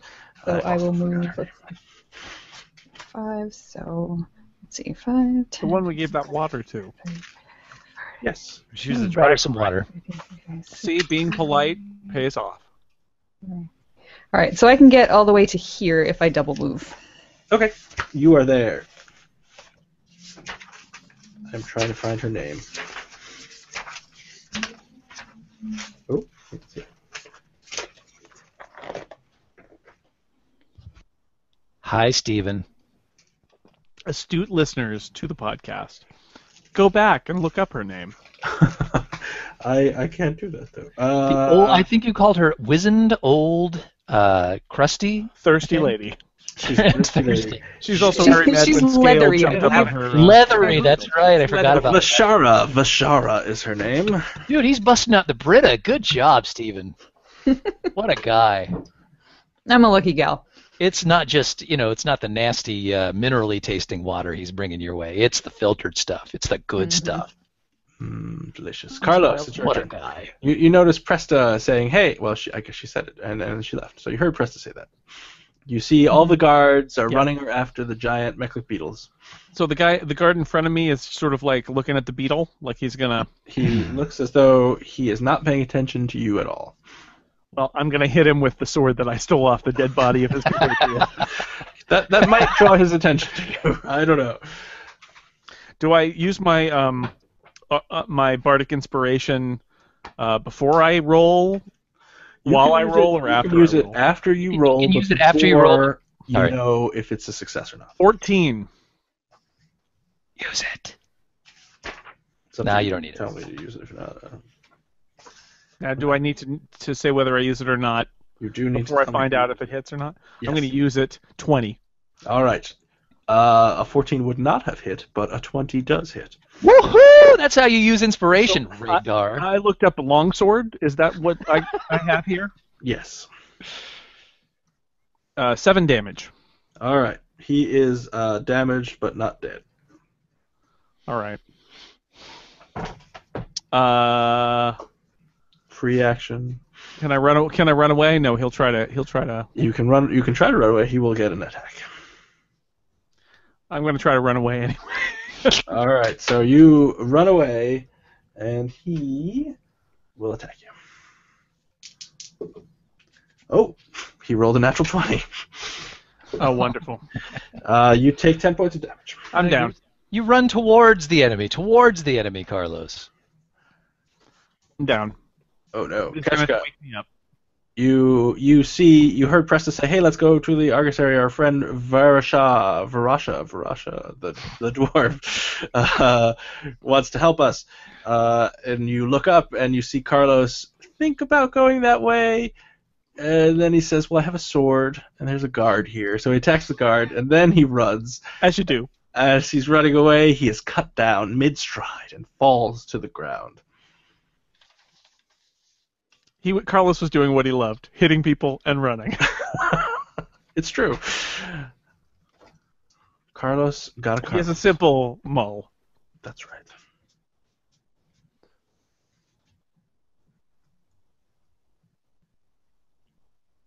Guards are running around like crazy. People are screaming to get the Beetles, the big Beetles.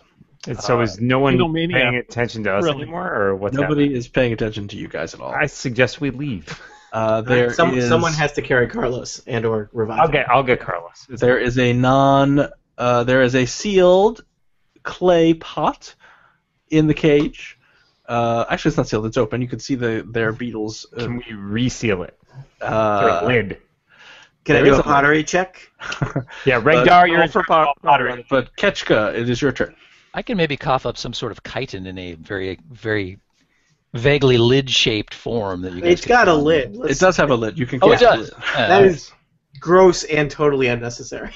I could cough something up anyway, just for fun. Yeah. true. Also, It's what I do. Whatever gross and floats your totally boat. unnecessary. The I Steve- could have made Carlos a weapon probably in the amount of time it took him to go out and get that sword. Oh, I don't know if you That's want what to we use do. that weapon. All right, so everybody else is thinking they're going to head back towards Varasha over here at the caravan. Is that what I'm hearing? Sure, sounds good. Yeah. After you save me. Well, okay. Don't forget your buddy Carlos. Amlal has not yet picked up my buddy Carlos. I'm gonna pick him up on the way there. So All right. Carlos just collapsed, and now it's Ketchka's turn. All right, I'm going to run out 1, 2, 3, 4, 5, and attempt to scoop up Carlos in Okay. a set of my 4 arms. What Yeah, is you your- didn't actually have to run around the that. That's- Oh, you're right. I That's didn't. open. Let's not do that then. 1, 2, 3, 4. There Fine. you go. What's your strength there, Ketchka? It is a 13. You pick up Carlos. Okay. You are moving at half speed, though, because he's very heavy. All right, so I have used 20, and I have 15 left. So does that give me 2 squares or 1? Probably 1, right? We'll say 2. Oh, what a guy. Nice. All right, so what have I used at this point? My move and was it the action to pick up Action. Carlos? Pick up Carlos. So if you have a free action, I do not. then you're probably done. I could potentially use a bonus. How bad off are you now, Amlal? I'm at 11 currently. You could try to wake up Carlos so you can both run together next That's time. an interesting thought.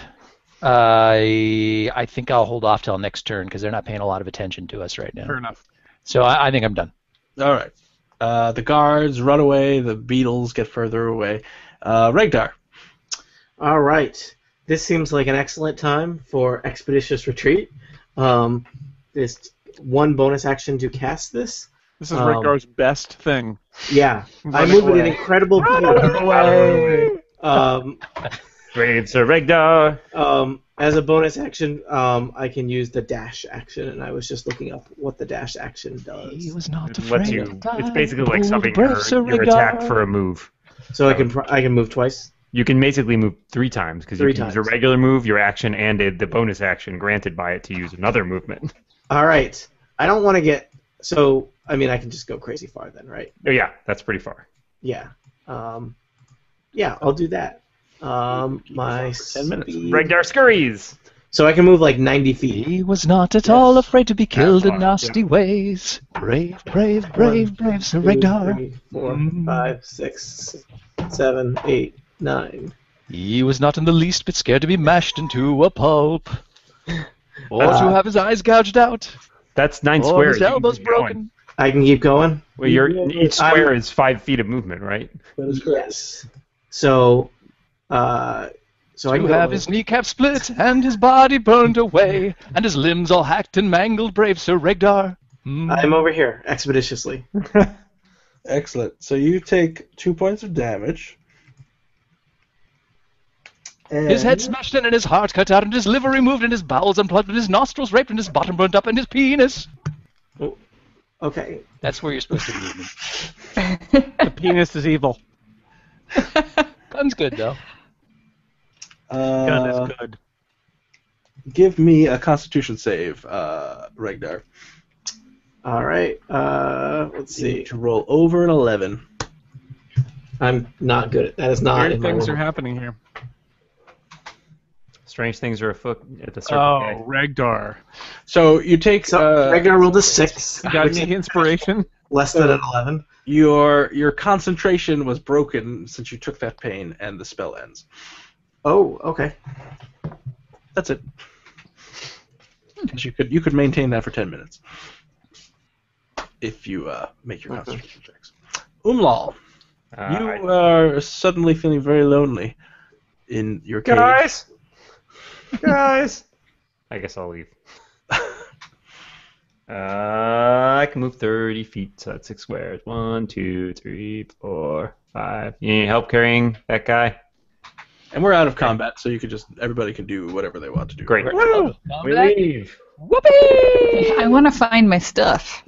Yeah, where is our stuff? And can we get the Beatles back? Well, nobody took the clay jars Yeah. in the cage, but you could take it if you want. Do we need those for like? As evidence. Yeah. I scooped it up on my. Let's just say I scooped it up on my way out. Let's say that. So you have a jar with bronze banding. Are you sure it's a What you jar? measured. It's a pot. I misspoke. I'm surrounded by many jars. It's a vase. Yes. Beetles in jars. Beetles in jars. Everything's a jar with Scott. That's right. When And so it's a pot, not a pot. When it's a jar. Food in pots. Varasha, what is her name? Varasha. The old Varasha. thirsty old lady. The leathery lady. The leathery lady says they're keeping your stuff in the caravan, in Brezek's room. We can, if we go up there very quickly, we can get it. Do you Oh, mean God. You know, our- we could do try you to mean break down the already know how to- door. We already know how to break into that room. Yeah, oh yeah. It's not going to be, that door is not, we can swing it open easily. Our stuff is not in there. There's just purple pants. We already looked. Just to clarify, do you mean our caravan? Only Well, if we get there- those Beatles back. There are okay, many so House Sham guards still on the caravan, so Do you mean our guards? walk on boldly waving our tokens. I think I will take the moment to heal Carlos so he wakes up. Thank you. So Yeah, I have one healing spell left. I think I'm going to save it just in case we get into really, truly dire straits. I think I'm going to use a hit die. If we are, or I guess we don't have. We're not really in short. we aren't rest short yet. resting right Okay. now. So. Damn it. What do All I right. get? So cure wounds for you, Mr. Carlos, which gives you. 1 moment, please. I'm going to stop rolling with roll 20. You get another 5. Yay. Another 5? We got a 5 previously. Oh yeah. Okay. I'll take it. okay. So Take it. what are you guys doing? I wasn't We're really- going to get our stuff. Okay, so you sneak in. The dwarf shows you like a maintenance hatch underneath it that you can sneak into. Nice. You go in there. She tells you, remember, don't make eye contact with any of the guards. Pretend that you're slaves. They will not suspect anything. And as you're passing, remember there's a common room in there. And in the common room, you see a half-elf, a female half-elf, who is bound behind one of the tables there. And she looks up and she says, as you're passing, she says to Presta, she says, in Elven, can I have a word with you? Sure, I will pause. Wait, she's bound, you said? She is bound. How many people Okay, are in around that in the case, common room besides her? Yeah. There is House Shamgard, but he is napping. All right. Well, I stop and sort of kneel down as if I'm adjusting my my sandals or something, and listen and say, what's up? I'm with the Veiled Alliance. Help me get out of here, and there's a reward for you. This isn't Scale, is it? This is not Scale. Okay, just checking. Does she sniff you? She says, I'm Aljara. I believe we're on the same mission. Oh, of the Tyr Aljaras. I know of you. I think at this point we could probably use all the help we can get. So Can we roll like an insight on her to see if she's like? Oh yeah, Sure. that's a good idea. So Presta, anyone who can speak Elven. Not me. Let's see. 22 on my insight check. You are certain that she is telling the truth about being part of the Veiled Alliance. She's making no effort to disassemble in any way or disassemble anything. Yes. So wait, they had an alternate group here to check up on the Beetles? They didn't trust us to get I'm the job done? incensed. And Maybe she was kind buried of in. relieved. She might Kind have of been a with smart House move. Sham and got found out with them. Ah. Unless is this somebody that we recognize from being on the caravan previously, or is this? Nope, you've never seen this woman before. Okay, so maybe House Sham brought her. Yeah, if I can sort of with my back to the guard, undo her bonds and obscure the fact that we're letting her free. Well, yeah, we can block. If I don't think that's possible, I'm not going to let her go right now. No, it's possible. The guy is asleep, so he doesn't really pay attention. I will screen for her. She. All right, and I will whisper to my compatriots in common and just say she's with the Veiled Alliance, and so she can help us. She gets up very gracefully and quietly. She walks over towards the guards. You notice that she palms one of the knives that is on the table, and she slits the guard's throat. And she says, "Okay, let's get out of here." That's pretty veiled. All right. I look at her and say, "You look half delicious." I can't kick Kachka. She's like, "Could you bind me again? I've made a horrible mistake." All right. No, before we can get out of here, we need to get our stuff. So you guys go up to the third floor where Brusrick's quarters are. His door is still broken, so I feel like we've been here before. it is unlocked. You go in there and you see your stuff. I'm See, taking the guys, purple pants. That's all I want you to We know. knew we were going to have to come back here. That was carefully planned ahead. See, it's amazing. And you also find 3 more of those clay pots with bronze banding. They were here all there. along. Or, no, they weren't. They weren't. They Well, we put didn't the check the Beatles right where we pockets of the couldn't purple find them. pants. Inside the pockets of the purple pants were 3 pots full of beetles, but we didn't bother to look there. That's right. That is the worst tongue twister ever. You found Inside the pockets of the purple pants? Beatles.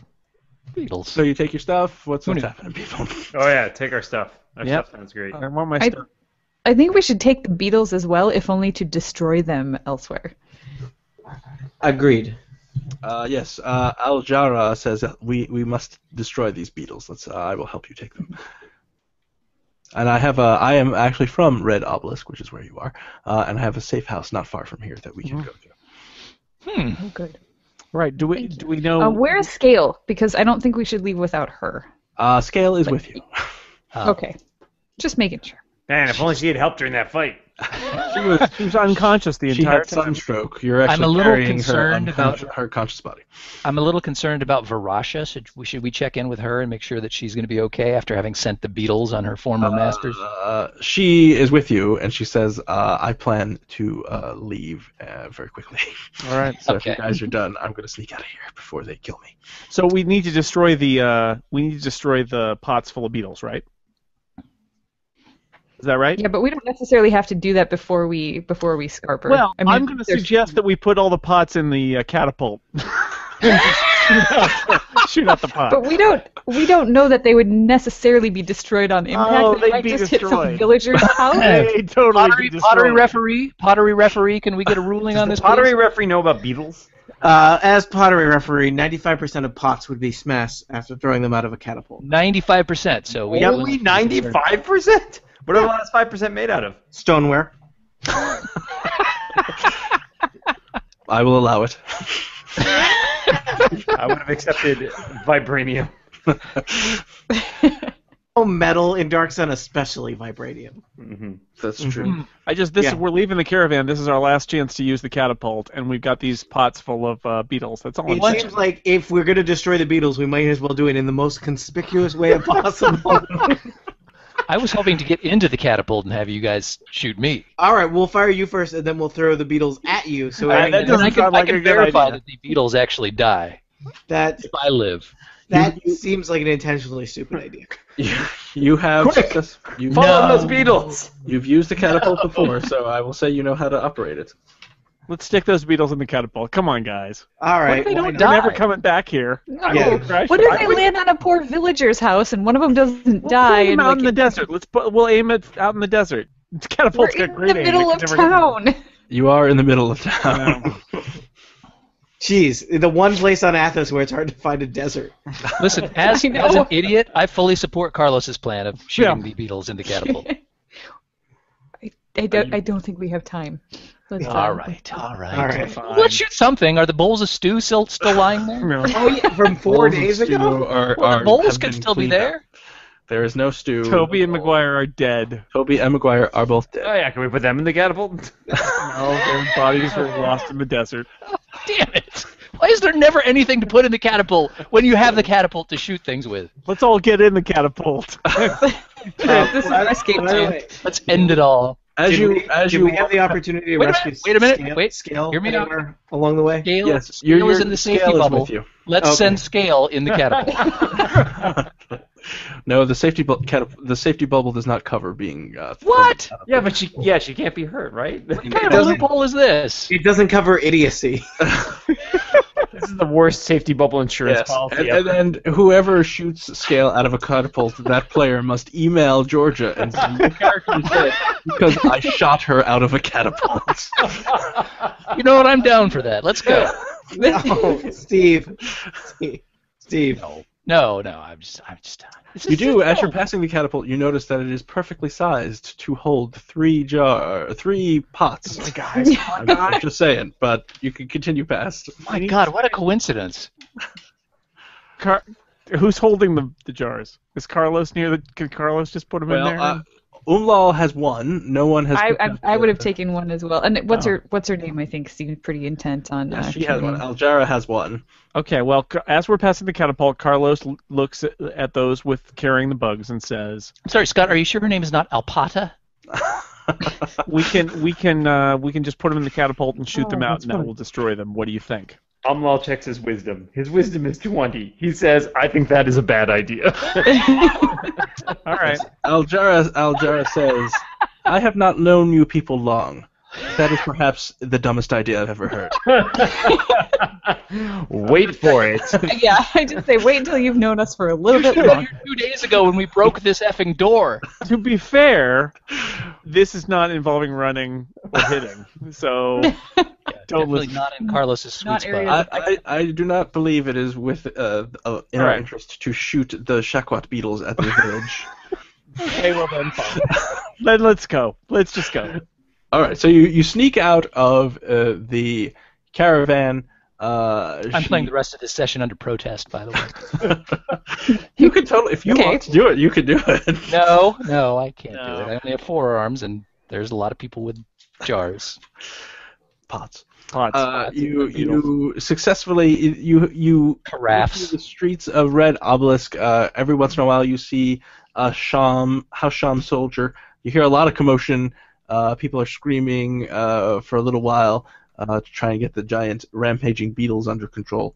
But it sounds like after about 10 minutes or so, you are far enough away from the market that you don't hear anything. You come upon kind of a low-slung clay house that has kind of, like a blanket for the door covering. Aljaris has come in, and you go in, and it's just a very kind of plain place with a table and some chairs. She says this is the Veiled Alliance uses this as a safe house. People think that this is just, a normal home, so we have to be very careful.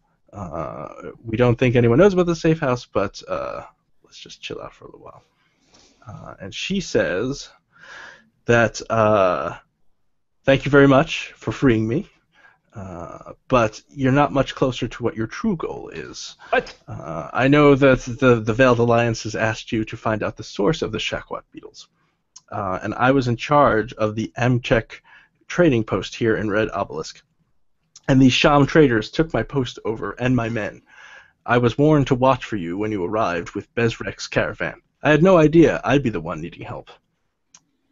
I've helped the Veiled Alliance in the past, as I've said before, and I've been helping them investigate the trade in Shakwat beetles. The last time a Sham caravan came through Red Obelisk, I spoke with a Mull named Yarnak, who worked as the Master of Guards. Oh, a Mull. Do you know him, Carlos? You all know each other, right? I think we might have met Yarnak before. I think you might have. I don't remember. My name is familiar.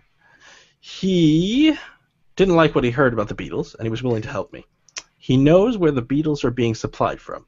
He told me that he could be contacted at the Sand Tiger's Tail in Tyr, which is a bar that you would recognize.